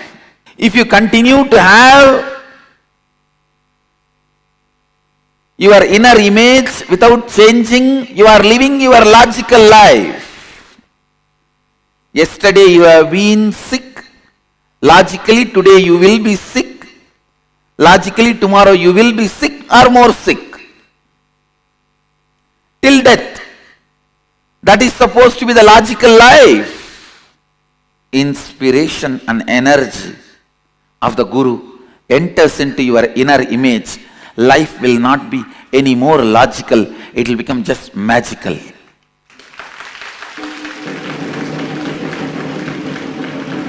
It is not any more logical. It will simply become magical.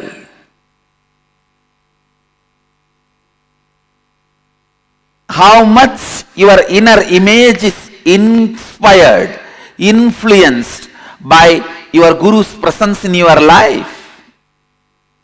How much your outer image is inspired and influenced. What kind of outer image you show to your Guru. And how your Guru holds you.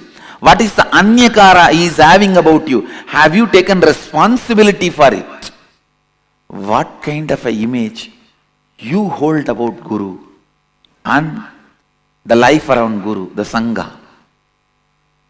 Understand, Guru Bhakti is bringing authenticity in your relationship with Guru. Let your inner image be as your Guru wants. Whoever considers me as your Guru, understand, whoever considers me as your Guru, for all of you, I am making it very clear.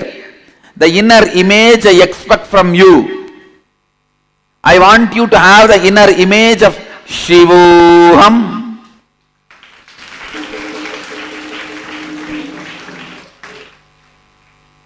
My taste is very simple in anything. I just want the best thing. My taste is too simple.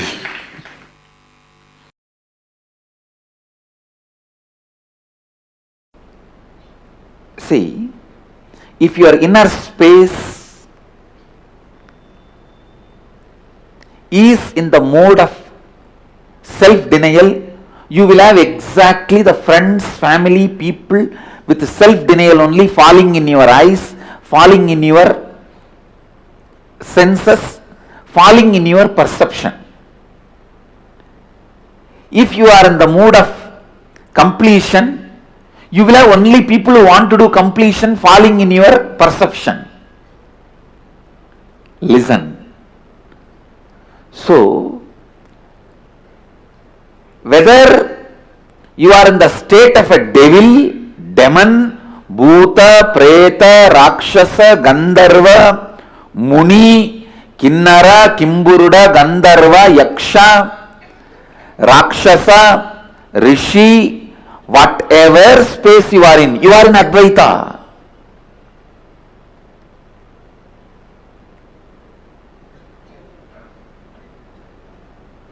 So that can never be lost. If you are in the space of completely denying you, you will exactly perceive only those people who are also in self-denial and denying you. You will be denying them, they will be denying you. Both of you will be having a great Indian mother-in-law, daughter-in-law relationship. Then, if you decide to complete, you will perceive suddenly everybody around you are struggling towards completion. Understand? When you allow the higher intelligence of you to pull you up, raise you constantly, suddenly you will perceive Guru happening in your life. Because your own part of you, which is constantly pulling you up, only allows the Guru to happen in your life and continue to exist in your life.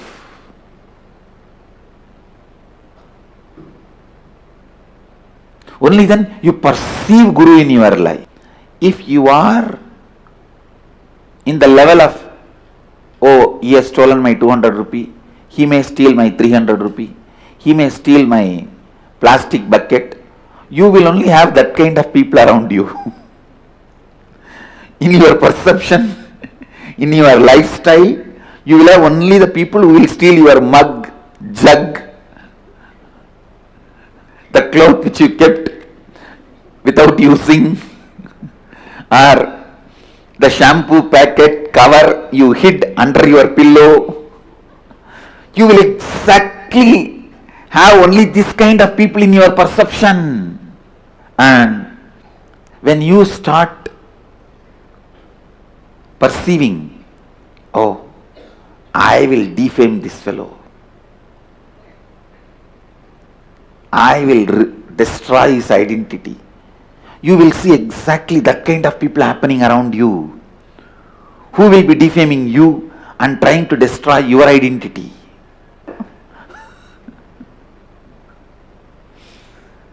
Anyhow, listen to this truth. Whatever is your mission, whatever is your life's goal, today's goal, this month's goal, this year's goal, whole life goal, pen down. You will see exactly only people who have the same kind of ideal will be in your perception.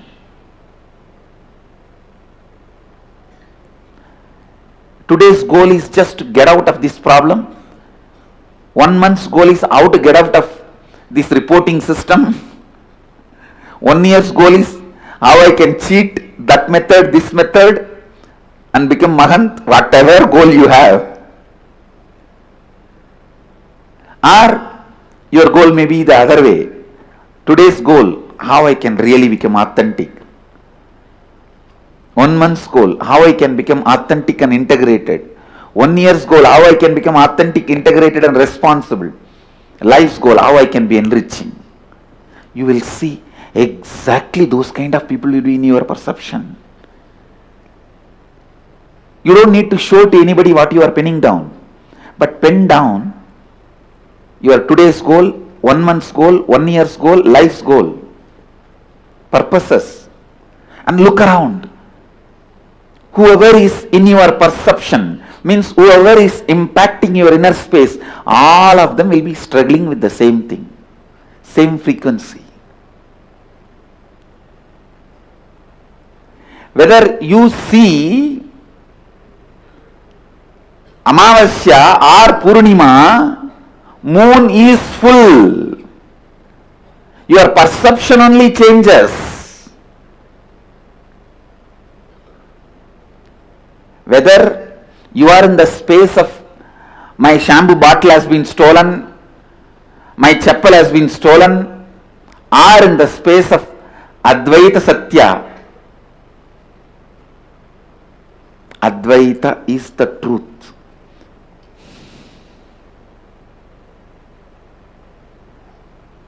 Listen.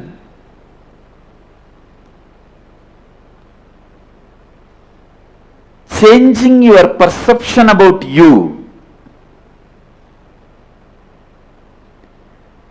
changing your perception about you is the most important, most powerful, listen, most important, most powerful, most authentic, Advaitic sadhana you can do. Because Advaita is existence. Even if you are suffering in the worst physical problems, mental problems, you are in Advaita. Because that is what is your perception about you, your inner image about you. That kind of people only you will attract. That kind of situations only you will attract. That kind of experience only you will attract. Change that. Whether you are in the space of a complete, perfect health, perfect happiness, perfect relationships, perfect wealth, and ultimate enlightenment and the contentment, you are an Advaita. Or you are in the space of worst suffering, physically, mentally, emotionally, psychologically, nothing worse can happen to you anymore. Even then, you are an Advaita. Because what you decide to perceive as you perceive that as everything. If you perceive yourself as Sogam, you will see everything as Sogam around you. If you perceive yourself as Soham, you will perceive everything around you as Soham. If you perceive yourself as Shivoham, you will perceive everything around you as Shivoham. That's all. If you put Vibhuti on your forehead, you will see simply everyone around you. You will have people with Vibhuti as everyone around you, and they will be in your perception. If you put Namam in your face, you will see that kind of people in your perception around you in your life. If you put Kumkum, you will see that kind of people around you. If you keep it empty, like atheists, because inside is also empty, they keep outside also empty as a symbol. See, when we have Mahadeva inside, we put sacred ash outside and tell the people Mahadeva is inside. When Devi is inside, we put Kumkum and tell the people Devi is inside. When Vishnu is inside, we put Namam and tell people Vishnu is inside. When everything is empty inside, they tell people by not putting anything empty. And if you keep it empty, you will exactly get the people who will also have emptiness around you. It's up to you.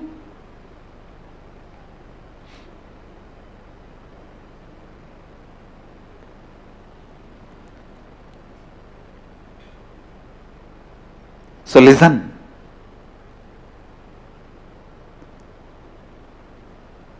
The perception about you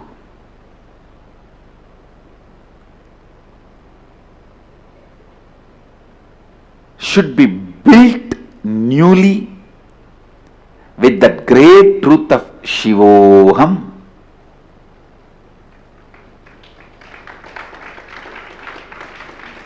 Decide. If you want to cook, you have to burn the firewood. If you want to create that Shivoham space for you, you have to burn all the incompletions. Decide. Good news is, it is possible. Best news is, it is very easy. Good news is, it is possible. Best news is, it is very easy.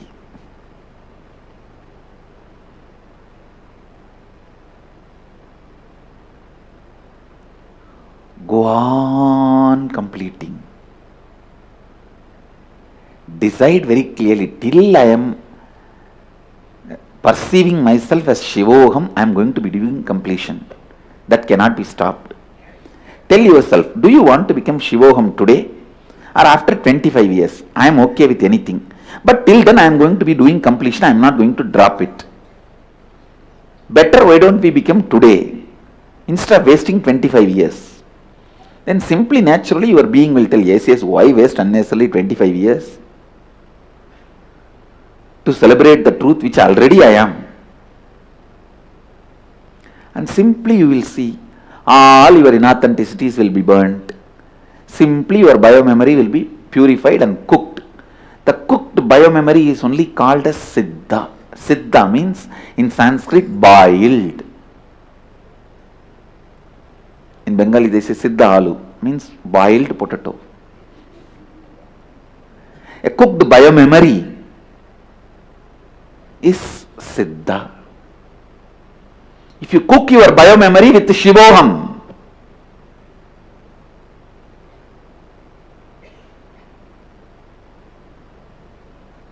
you are a Siddha. That's all.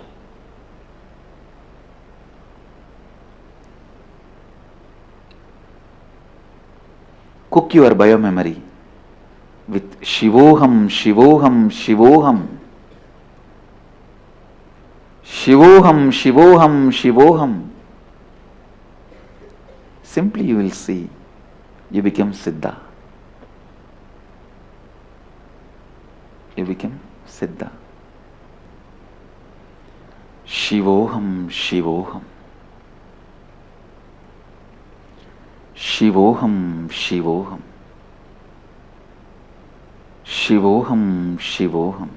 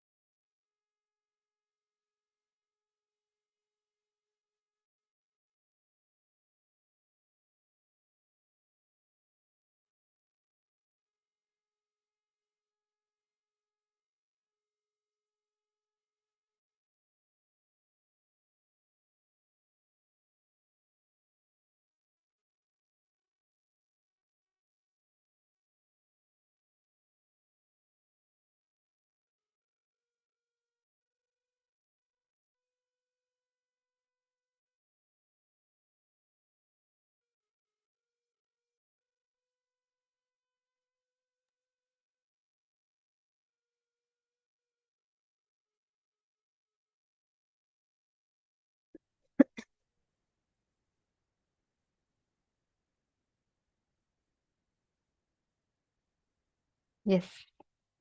Sahaja Samādhi. Living, experiencing the space and the state of Samadhi, oneness. See, Swamiji is explaining a very important truth in this. Swamiji was explaining about seeking. When you constantly unclutch and that space of seeking is completely awakened in you, when you reside in the same state of unclutching continuously and completely, that is called Sahaja Samādhi. Guru Bhakti.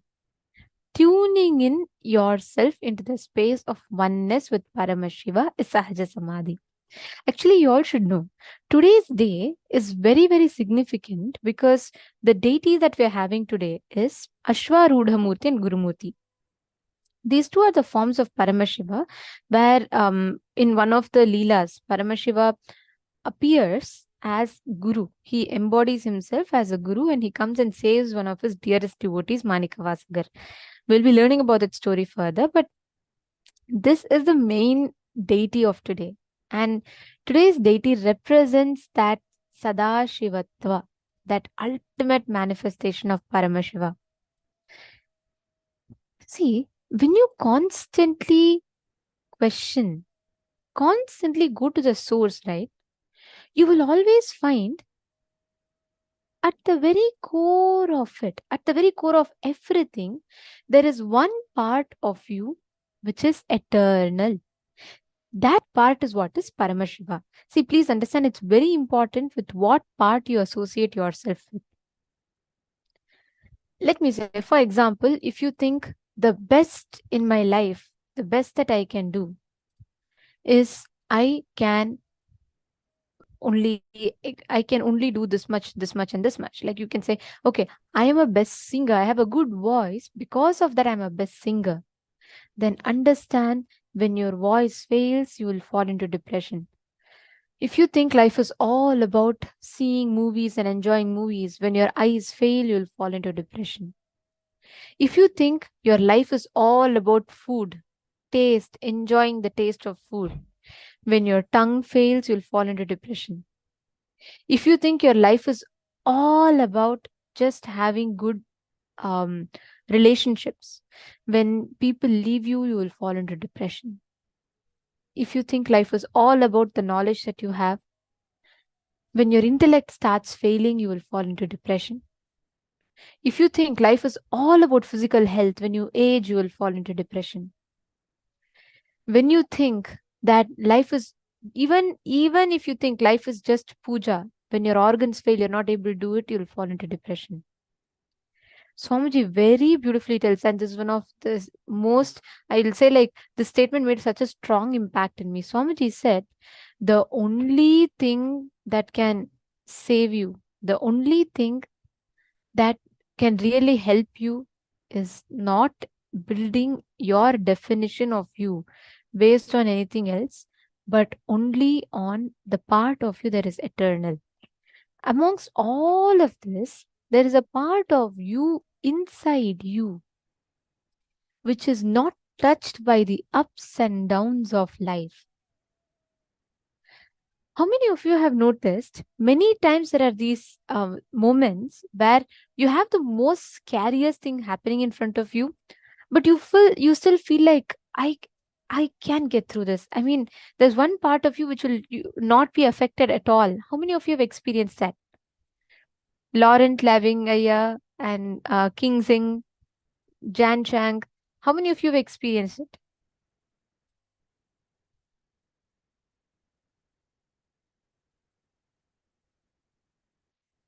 Understand that part of you is the most eternal part of you.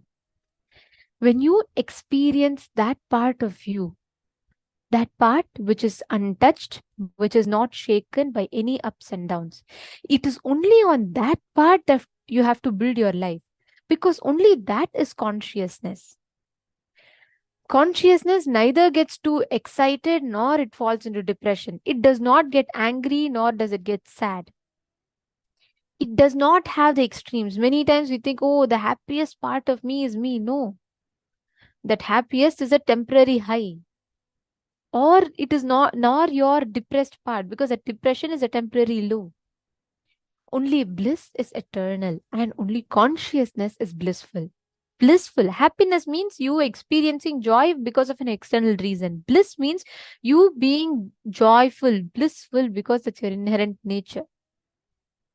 Consciousness is that part of you which you need to identify.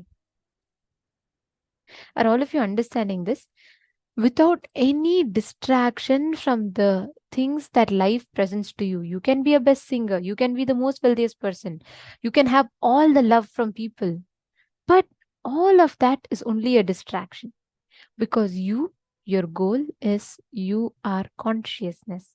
You are consciousness that is untouched, that is undisturbed by any of these that's happening outside. Are you all catching it? Marishu Deng, Ma Chingho. See, even all the Sarvajñapita manifestors, right? If you just identify this one part of you, you will not fall into, anytime you'll never fall into depression, or manifesting Sarvajñapita will not be difficult for you at all. You will just know it is just a will. Every one of us are always stuck in these cognitions in life where we think, oh my God, that's all it is. It is just this. I cannot do it. Or we think, my life is all about this. My life is all about people. I will give up anything for people. At one point, when the people leave you, you fall into such depression that you literally feel like your whole life is pointless. That is why Swamiji is introducing a very, very important truth to us in this. Swamiji is telling about being established in Sahaja Samādhi. See, what is Samādhi, When you are unclutched from everything on the outside and you're only looking for the source inside of you. What in me is that eternal component that does not get disturbed by anything else? That is Sahaja Samādhi. How many of you really want to taste that eternal, immortal part of you? Actually, just close your eyes and sit now. Just close your eyes. Just see, there is one part of you that is absolutely in bliss. It is just like, wow. It is not too excited about anything. It is not too pained about anything. It is not upset. It is not happy. It is not sad. It is just, it is. As is. That's all. It is just existing. The part of you which does not suffer, the part of you which does not go through pain, which does not go through joy. It is just existing, witnessing the whole universe. That feels so light, beautiful in your inner space. Just identify that part of you.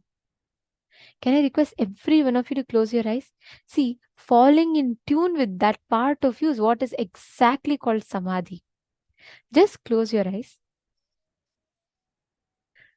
Just see, in your life, through all the situations of joy, pain, sorrow, suffering, which part of you has been blissful, untouched, completely unaffected by it?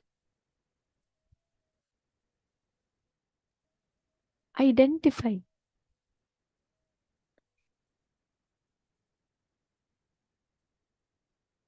See what part of you, in you, is it that is not touched, that is not affected, nothing can shake it.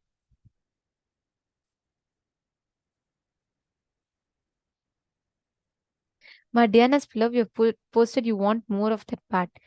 Just close your eyes. It is abundantly available to you. When you all just connect, when you all just rest in that space, that is what is called as resting in Paramashiva. Just rest in that space. You will see how abundantly it's available. Please close your eyes. Don't create any thought. Don't try to visualize that part of you. No, it just exists in you. It is extremely peaceful, absolutely non-agitated by anything. Now, ask a question to yourself. What in me is making me see? Which part in me is the source which is making me listen? Which part in me does not get disturbed by anything in the universe? Which part in me is the most powerful component of me? Just enjoy it. Don't do anything else. Just sit. You can enjoy that part for hours together. Just sit for a few minutes. Connect to Swamiji and enjoy that part. Identify that part and enjoy that part.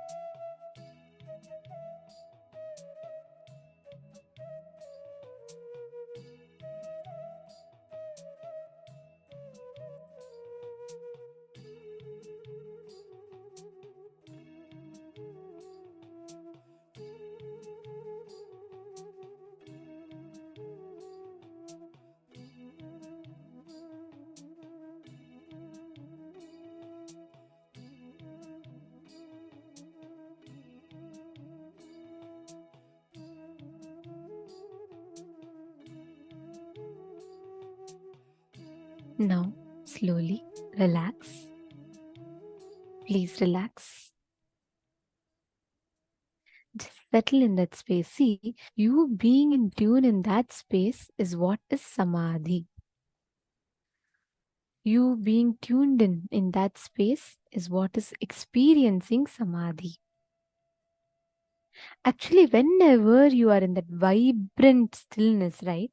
When you are literally in that silence, you will be able to hear anything happening at any distance, irrespective of whatever the situation, like whatever the reason, the cause outside is. Like, for example, let's say you're in a big mall, okay? And at the entrance of your mall, your friend is standing. You are standing in the first floor. There's so much of chitter chatter that goes on in the mall. There's so much of noise. There's so much of talking. So many different sounds that goes on. But still, if you are in the space of samadhi, you will be able to only hear what your friend is talking to you from that space, distance. Even if your friend is just whispering, it is actually possible. Understand, this is the science. This power is called Durashriti. Means being able to see and hear remote distances. Understand, listen very carefully. Your brain can understand, cognize, and receive noise that is extremely subtle, almost inaudible to your range, just by simply unclutching, by simply falling into samadhi. How many of you want to try that? Like, for example, I'll give you another thing. Like, for example, I am sitting somewhere, you are all sitting somewhere, right? Let's say you are sitting, one of you are sitting somewhere in one part of the world. I might be sitting somewhere in one part of the world.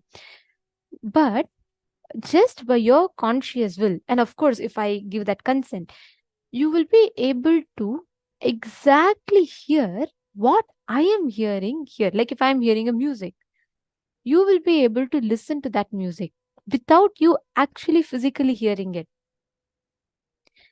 This power is a very, very beautiful one. And most importantly, it is most powerful because it puts you into the space of such restful awareness, samadhi.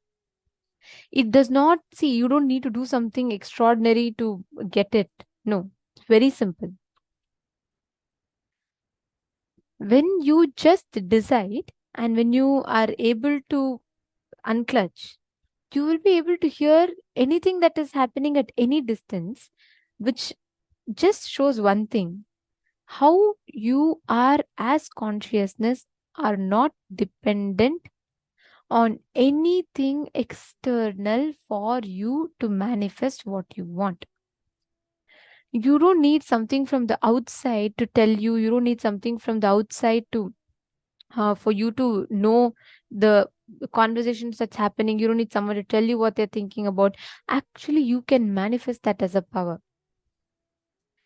Now, all of us are going to be manifesting exactly this power, the power of Durashruti, being able to hear remote distances. Ready? Shall we all manifest? Do you all want to try? Okay. So let's all enter into the power. Okay. Now, I will be playing an audio here. I'm going to be listening to an audio. And I request all of you also to please connect. You're going to be just connecting to Swamiji. You're going to be listening to, trying and listening to the same audio that I am listening to.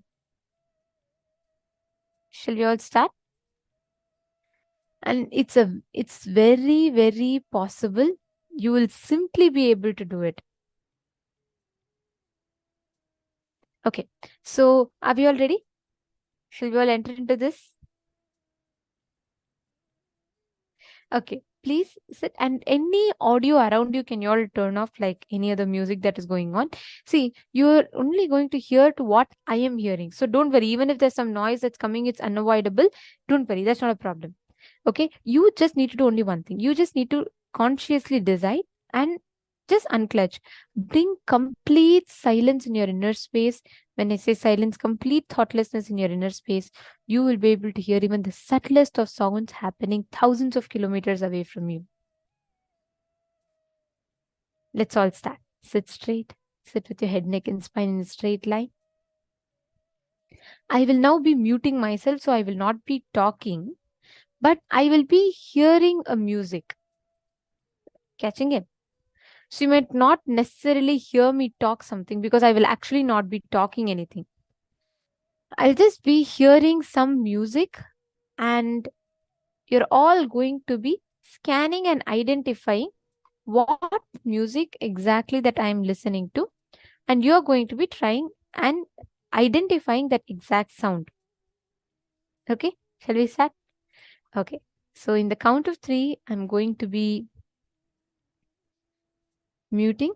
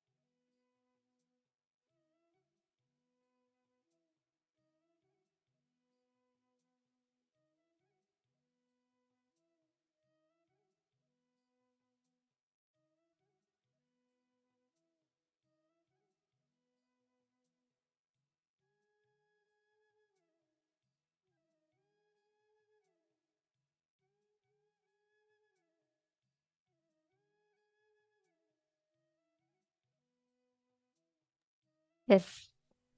Okay. Now, please relax. Each of you can post what is the exact sound that you heard. What was it? It could be anything. I'm not necessarily. It might or might not be. It could be like, for example, it could be even sound of some random train, or it could be sound of cars. It could be sound of, or it could be a music, a song. It could be anything, or it could just be silence. What exactly did you hear in the last 1 minute or so with your third eye? When you were completely unclutched, what was it that exactly you heard? Come on, can each of you post in the chats?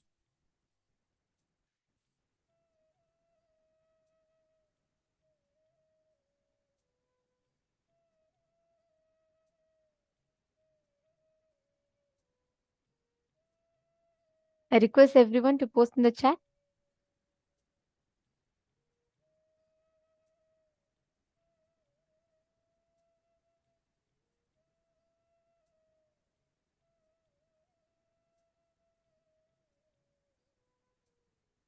Let's see. People posting different things. Meditation music, water running, fire cracking. Okay. Piano, keyboard mix. Frog noises in between. Come on, everyone. Soft flute music for meditation. Meditation music.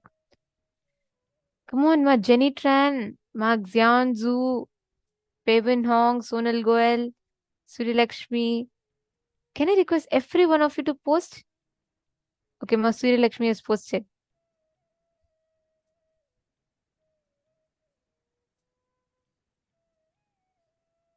Some very pure music, okay.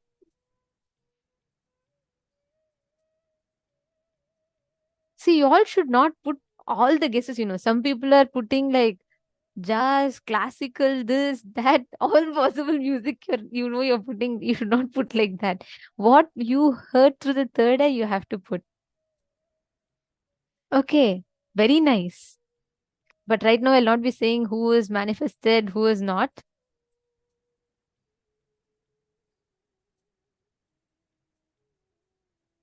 Mahongli Wong has put wind blowing. Mahedi Shlak has put women voice, ocean, silence. Amsakala said mild violin.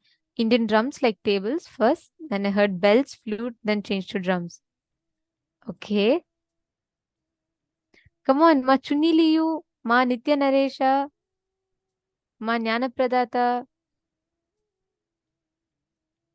Come on, all of you also post. What did each of you manifest?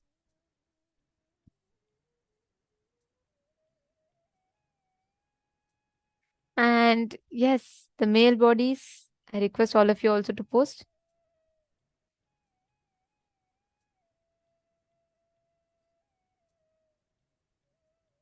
Tizurupa has put, it is hard to tell what I experienced. Fortunately, I was unclutched. Okay, bell.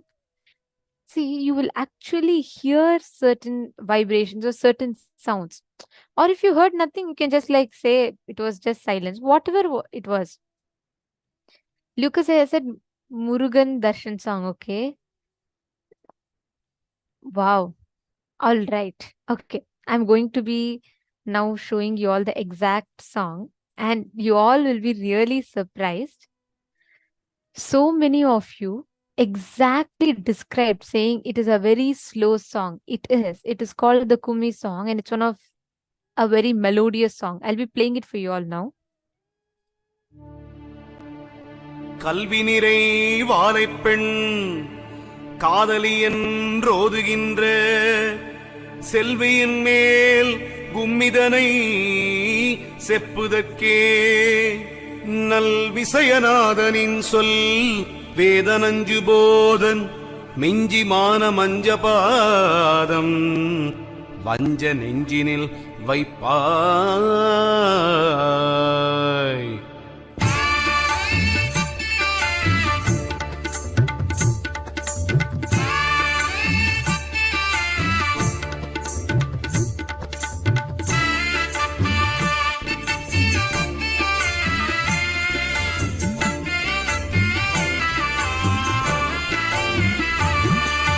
சத்தி சாடாதரி வாழை பெண்ணாம் அந்த உத்தமி மேல் கும்மி பாட்டுரைக்கே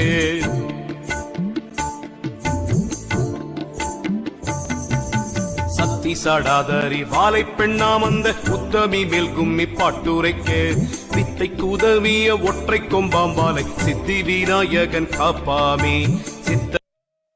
Okay, this was the exact song they played for all of you. And now here you all can see, OMG. So many of you had put, first thing is slow song. I'm just searching for that name of the participant who had posted it. Ma Revati, you manifested correctly. In one of your answers you had posted, but there was one person who posted, it was a very, Ma Revati put slow mode and you heard flute sound. It's a very slow mode song, that's correct. And Ma Gaixiali, actually you started catching it. You put, it's a very pure song. You actually started manifesting because you put, it's a very peaceful music. It is very pure. That is correct. You actually started catching what exactly it was. So many of you have put, it's slow. It's a very slow song, slow song, slow song. It is a very slow song and it's a Tamil music. So you might not be necessarily being able to catch the words. But Ma Susan, one thing I want to tell, you said that, you heard drums in between and then it changed again and then you heard drums. If you see, the tabla does go on and off in this. It's first only like dialogue and then it's a tabla and then it's just song.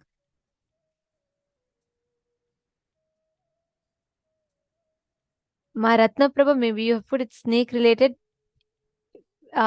This is just a normal song. It's a classic song. Okay, beautiful. Okay, not done. One more round. Shall we all manifest? Now, don't try to guess now, okay, maybe Ma will listen to some song, let me see, or something like that. All of you are going to use your third eye. See, this is the key. Bring absolute silence in your inner space. You will hear the subtlest of the sounds outside. So the only thing you need to remember is to bring complete unclutched silence inside of you.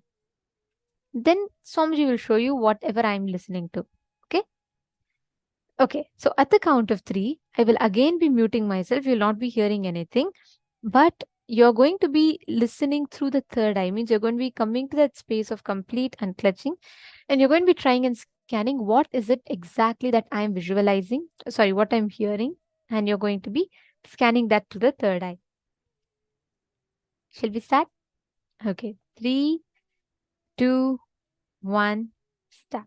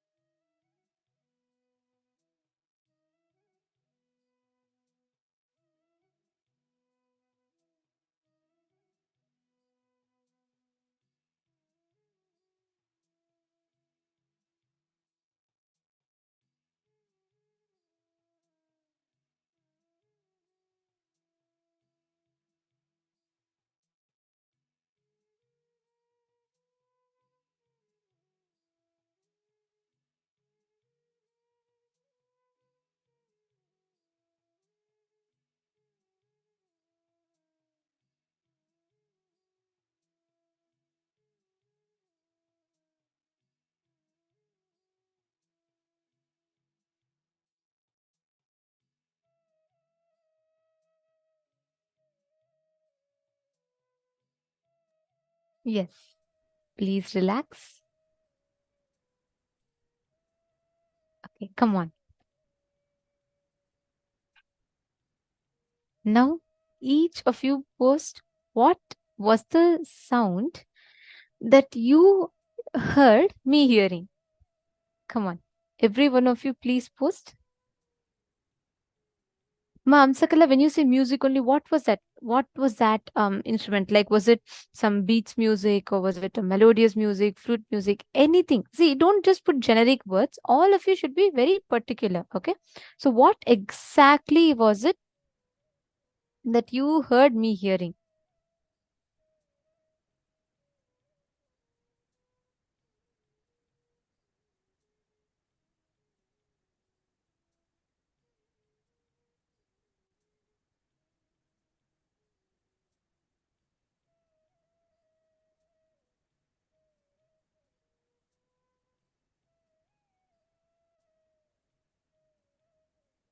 And let's see, each of you was it flute, silence, tabla, music only, pot closed with cloths. Okay. Come on, everyone. Ma Ratnaprabha, Ma G Wong, Ma Jennifer Poirer. Come on, you should also post. I see you sincerely attending the program. What did you hear?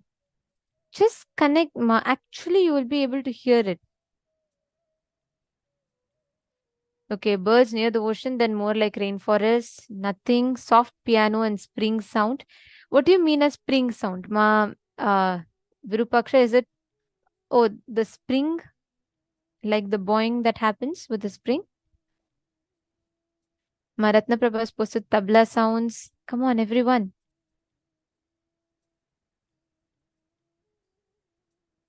Ma Chunyiliu, Ma Jnanapradata, Ma Sally Chen.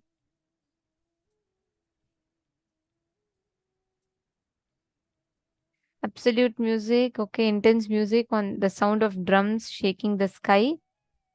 Okay. What else? Ma Sri Lakshmi, when you say nature sounds, what is that? Like, for example, nature sound could be even water flowing, or it could be some leaves rustling. What exactly is the sound that you heard? Like, if you could be more descriptive of that, please.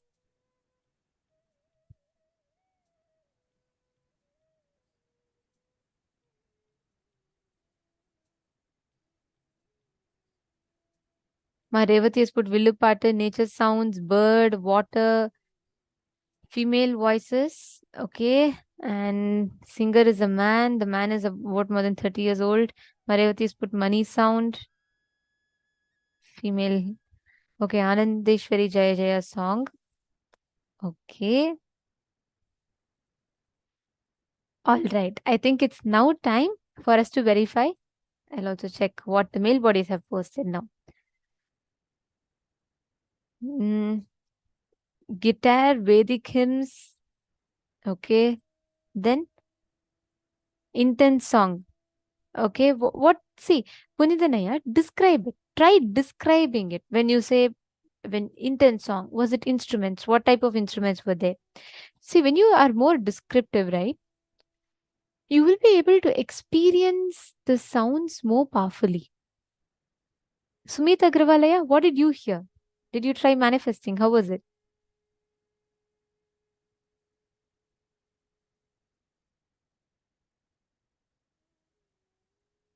Nithyanandam, Dinesh Kumar Katharaya. Very nice to see you joining, Nithyanandam.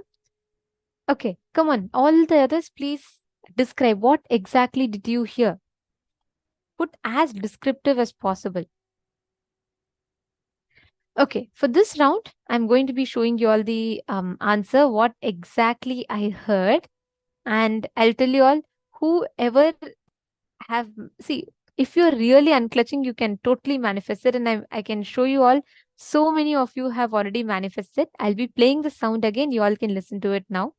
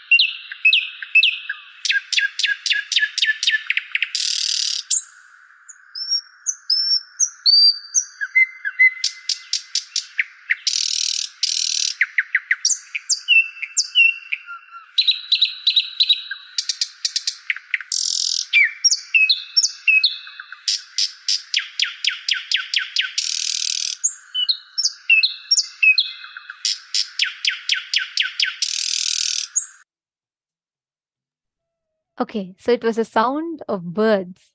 And I heard I saw so many of you put exactly the word bird sounds. And I'm going to read out all of your names. So many of you had posted. Ma Joyce had posted she heard nature sounds, birds, that's correct.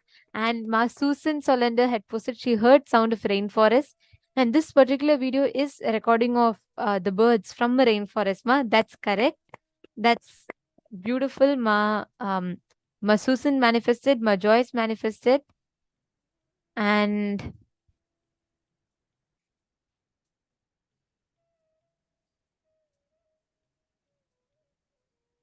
I saw others also. I'm just trying to scroll through and understand the names. Sorry, see the names.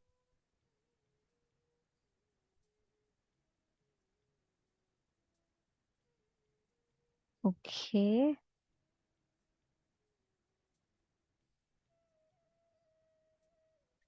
Yes. here. So Ma Sri Lakshmi also had posted nature sounds, and so many of you have posted. Even Ma Priyatma Sarupini has manifested. She has put water flowing with sounds of birds, and oh my God, so many of you have put nature sounds, like even Ma Hongli Wong. Ma Susan Solander had put birds near ocean, then more like rainforest. Beautiful, Ma. Ma Susan Solander had manifested spot on. And wow, do you all see how so many of you, just by your decision to unclutch, how easily you're able to manifest? And it's not a joke, right? You being able to see like what exactly I am hearing. It could be any sound for that matter, but all of you were able to precisely identify saying it's a bird sound. That's what happens when you unclutch. You will be able to experience that ultimate liberation. You'll be able to experience that ultimate manifestation happening in you. All right, beautiful. Now, with this, we'll all be entering into the next session where we understand the types of pain. And what is pain? Why does pain happen? And the types of pain.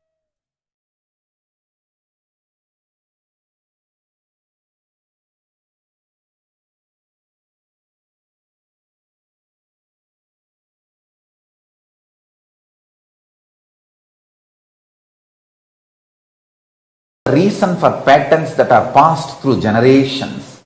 What is the best way to get out of this? First thing, the fundamentally human being learns the basis of their identity. What is right, what is wrong, what is good, what is bad, what is pleasure, what is pain. From your past generations, from your parents, family, people around you who taught you. I still remember very clearly one incident. Let me tell you. It really happened. I was helping the Shivacharyas in the temple, in Arunachaleshwara temple, to light the lamp for the earth. So once Shivacharyas, they do two puja, means the puja is done inside Garbha Mandir and then in Ardha Mandapa. Till the level of Ardha Mandapa, anybody can go and help them and light diyas and give them during the puja, arati. In those days, temple did not have so many staff. And even the staff were there, not only understaffed, they were to run around to all the different sannidhis, shrines. So we are small kids who volunteer. We also go and help here and there, and it's a big blessing and it's such a joy to volunteer and do puja to Arunachaleshwara. After the puja, they will give the vibhuti first to us, so that's a big pride. Of course, never to forget a very good share of Naivedyam, Prasadam, food, graced by Paramashiva himself. So, we always run and do volunteering. And once when I was volunteering, the camphor fell on my finger mixed with oil, burning, fell on my finger and got burnt. And anyhow, immediately the other people who were there, they helped me and they put my hand in the water and the burning sensation started settling. Then I ran to Arunagiri Yogeshwara. Those days I used to be having darshan of Arunagiri Yogeshwara regularly, physically. I ran to him and said, like this it happened. And he just held that finger and said, Kana, நெருப்பு சுடுங்கிறது தப்பு பாடமப்பா, பாடத்தால் தான் சுடுதை தவிர இருப்பினால் சுடலப்பா. He was telling me the fire burns, fire hurts is because the lesson we learned that fire will burn, not by the existence fire will burn. Of course, don't try in your home. Just listen to the whole story Then he got a little camphor and he held that finger which got burnt with his hand and asked me to touch the camphor with other hand. And he held my hand continuously. Slowly I could see from my stomach the fire spreading all over my body. The heat was increasing. But it was such pleasure, intense, pleasant experience and pleasure from inside. And it went, the temperature went to the extreme. The camphor which was touched by my other hand just lit up.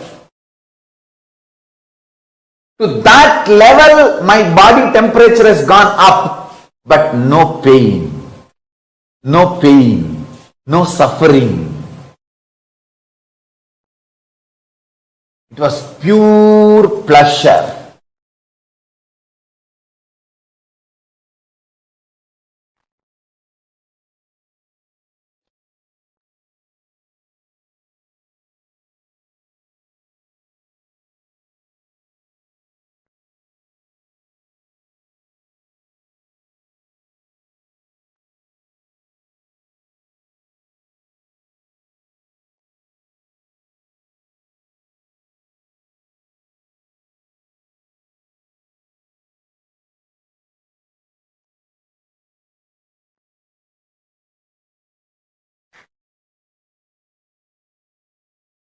I still remember how he raised the whole, not just temperature, my cognition about fire. That's it. I realized even the so-called fundamental experience, like fire burns, is because you learned that way. You are delusory learning, not because of its existence. He said, hey, Agni, தத்துவமப்பா, அது வயத்துக்குள்ளே தான் இருக்கு. நம்ம வயத்துக்குள்ளே இருக்கிறது எப்படி துக்கம் கொடுக்கும்? He was trying to teach me in Tamil. I am trying to repeat the words as it is. Fire is a principle, fundamental principle of existence, and it is there inside our stomach. Anything which is inside our stomach, how can that destroy us or burn us or disturb us? Skin is the Prithvi. You are still alive as the master of you. He was giving me the multi-dimensional logic. When the head is not there, the students can, like it's like your fire element burn your earth element. That one lesson, being, become.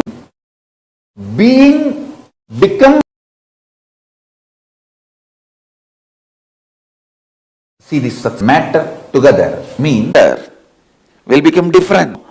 What is your pleasures? Destructible. The house itself is going to live only 20 years. Manifesting in me, pain, greed, lust, in my system. My guru, individual, not an individual. He realized I am a pretendment. You need vision, not sacrifice. As long as you don't get the right or wrong, nor right. I couldn't understand. What do you mean?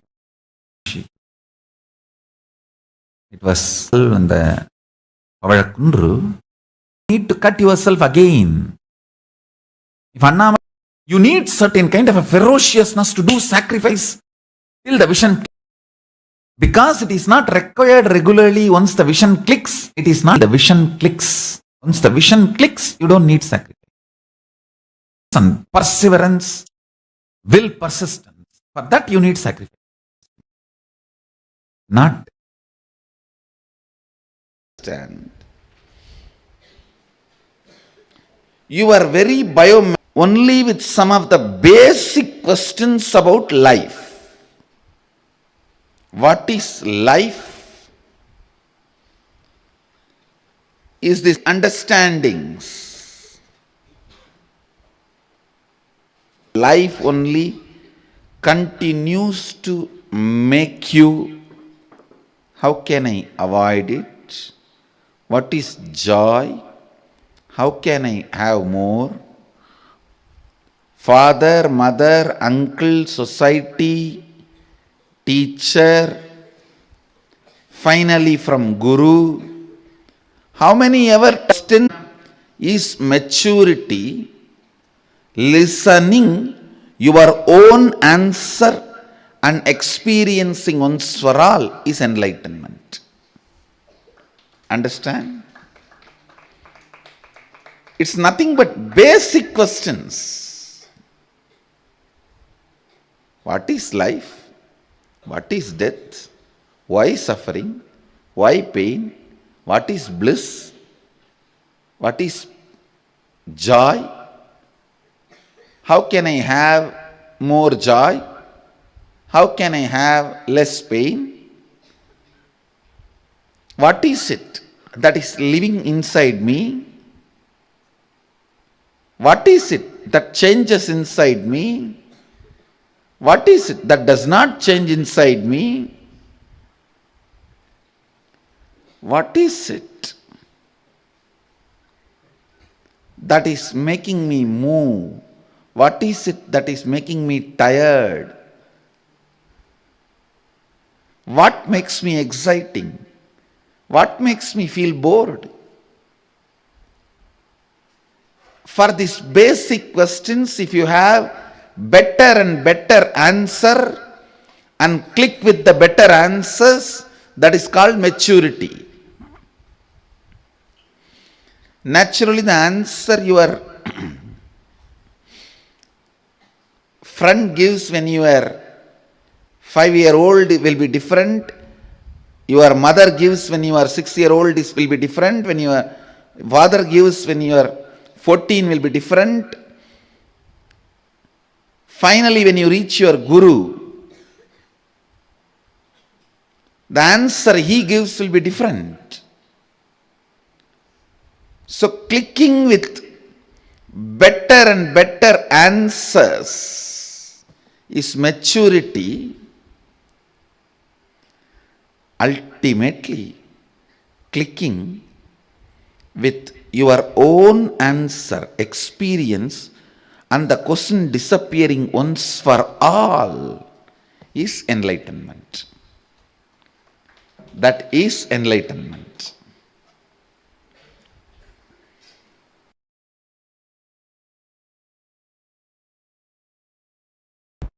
Understand the principle, cosmic truth, listen carefully. Swadhisthana, fear-centric chakra. If you decide to get involved consciously in your fears, there will be one point you will reach God. Nothing more worst can happen to my existence externally or internally. There can't be any more pain. Possible collapse for my external existence or internal existence, you will reach that and drop. That is the moment the beautiful, powerful cognition will rise in you. From now, every second I am alive internally and I feel I am alive externally. Itself is a blessing. Nothing more is needed. I neither need bliss, joy inside me to be blissful, to feel fulfilled, nor I need something externally to feel fulfilled and complete. that experience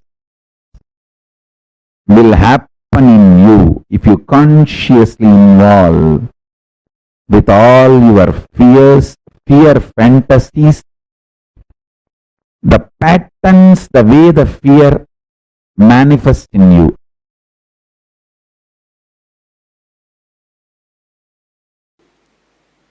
Overpowering you. This layer, the mental layer, Manomaya Kosha, strong thought currents overpowering you, is the biggest incompletion stored in Manomaya Kosha, the mental layer. Please listen. In the mental layer, the powerful, strongest incompletion recorded, strongest incompletion stored is thought currents overpowering you, making you powerless.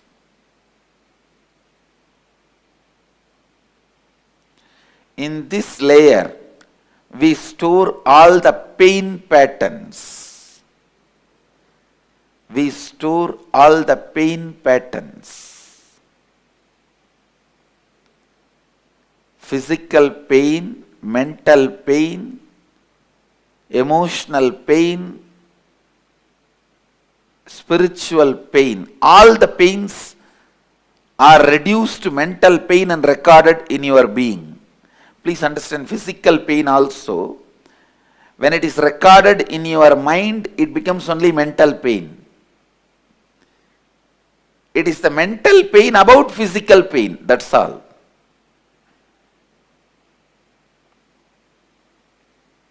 Physical pain, all of you know. If somebody hits you, what happens? It's the physical pain. Mental pain is, if you are not respected somewhere the way you expect to be respected.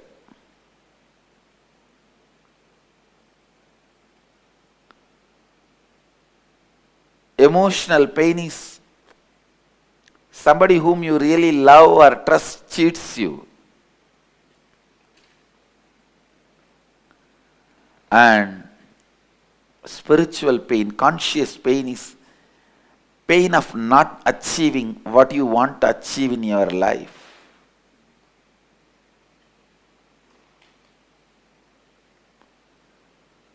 Listen, these four major pains get stored in your pain body, in your mental layer. Mental layer is pain body. That is where all the pains are stored.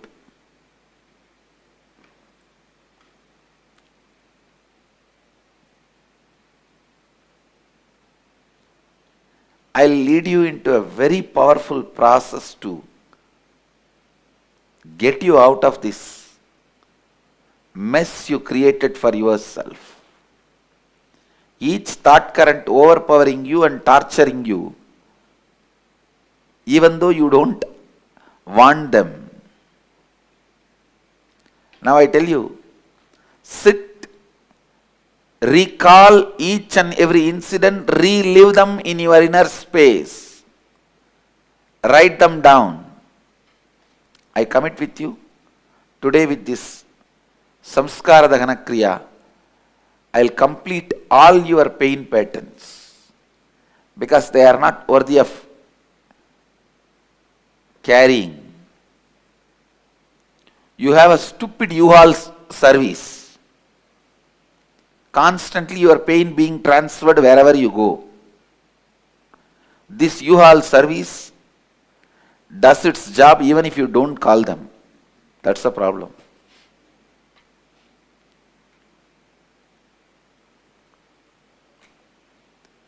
The unique process we will do now, you are literally going to write your autobiography. Understand? This process is called Samskara Dahana Kriya. Start with the earliest memories of your life. Recall all the unpleasant incidents of your life, the ones that brought you mental, physical, emotional, conscious pains. Recall each incident, relive it in your inner space intensely. Go back to the same situation, same emotion, same thinking pattern, same understanding, same experience. Go back to that age. Bring that same emotion, bring that same experience. After reliving, write down each incident clearly as if you are writing a story. Do not censor anything. Do not avoid any incidents. Write each and every incident. Don't censor. Do it really, really sincerely. Go ahead. Let's gather for next session. Thank you. Be blissful.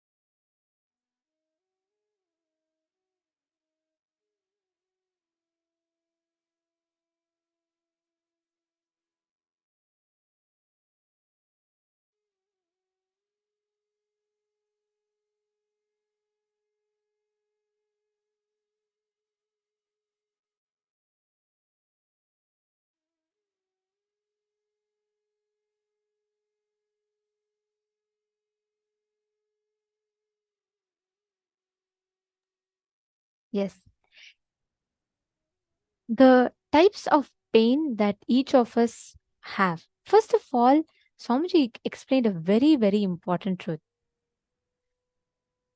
Pain is only an imaginary part of us. It is not real, but pain is something that the society imposes onto us and makes us believe that it is real and makes us suffer for that. See, the moment you start believing that pain is real, that is when pain starts. All the so-called worse sufferings are because you are taught it is a suffering, not because it is a reality. All the worst suffering in life is a suffering because you're told it is suffering, not because in reality it is suffering. What you understand as your pleasure, what you consider as pain, what will consider as joy, it will all become different if what you consider as you changes. Listen very carefully. Swamiji revealed this very, very important truth. Your definition of joy, sorrow, pain, suffering, feeling free, all of this is defined by what you define as you. If what you define as you changes, then what you experience as life will change completely. What you define as you is not what you define as life. Sorry, what you define as life is not what you define as you. What you define as you, if that changes, your ideas of pain and suffering will change.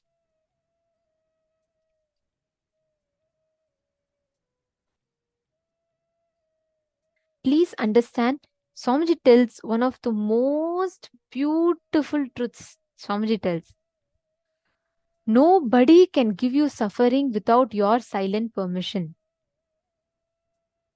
This pranamaya kosha, annamaya kosha, pranamaya kosha, manonmaya kosha, vijnanamaya kosha, anandamaya kosha, these 5 layers in us. We carry different types of pains in each of this. And all of us carry that pain in different levels in each of these levels.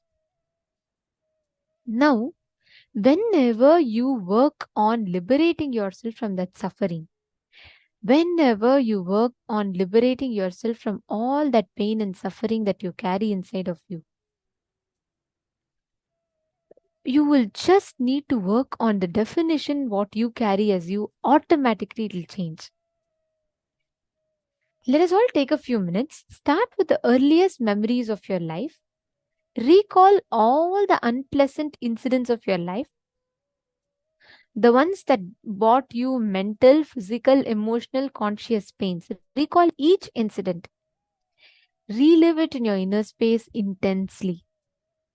Go back to the same situation, the same emotion, same understanding, same experience. First, I request every one of you to take a few minutes, pen down the earliest incident of pain that you remember in your life. Please take a few minutes and pen down.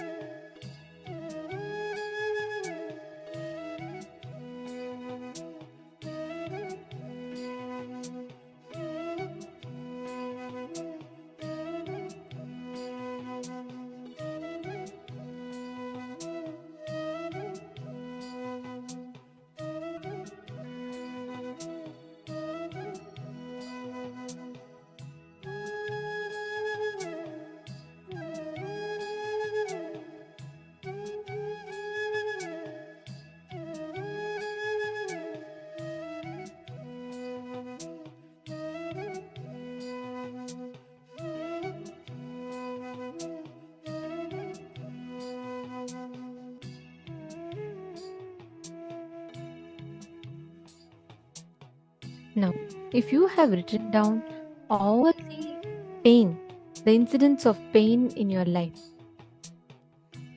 now listen very carefully.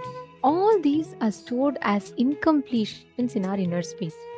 And each of these incompletions sit and they're literally breeding in your inner space. Now,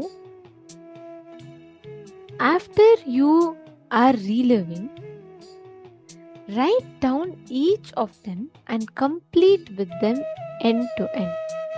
Understand, many times we all create so much of pain and suffering in our life. It is more imaginary and you will literally be creating the pain for yourself consciously. Understand, listen very carefully. You need to apply this exact same cognition in every place that you are suffering, where you feel like, I don't know how to manifest this in life, and I only feel like I'm only getting into suffering. I don't know how to break free from this. Revisit all of that with this understanding. You will see how you put yourself into this cognition every time in life. Now, let us all enter into the power manifestation session from the same space. I request all of you, now you're going to be connecting with a partner and manifesting the same power of remote hearing, just as we did in the previous round, but with a partner. So you're going to be asking the partner to play any sound that they want. You're going to be listening to it and you're going to be identifying what those sounds are. So let's get started. Please connect to a partner and have them play any sound that they want. The only key here is for you to unclutch. Remember, just unclutch, that's all. But just by unclutching, you'll be able to find out what exactly is the sound that your partner is playing. To wake up in you. Just remember this one powerful cognition. This Mahamahavagyā puts me in Samadhi. This is spiritual lullaby for Samadhi and Suprabhatam, wake up song for Paramashiva in me. For Paramashiva to manifest.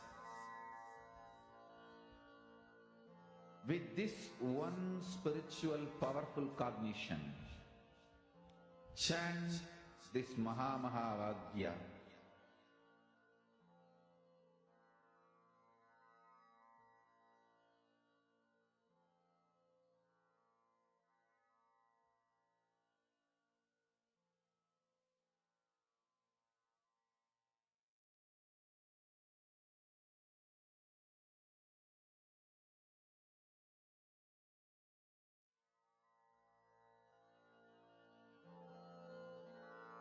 Mahamahavagyā, spiritual lullaby for Samadhi.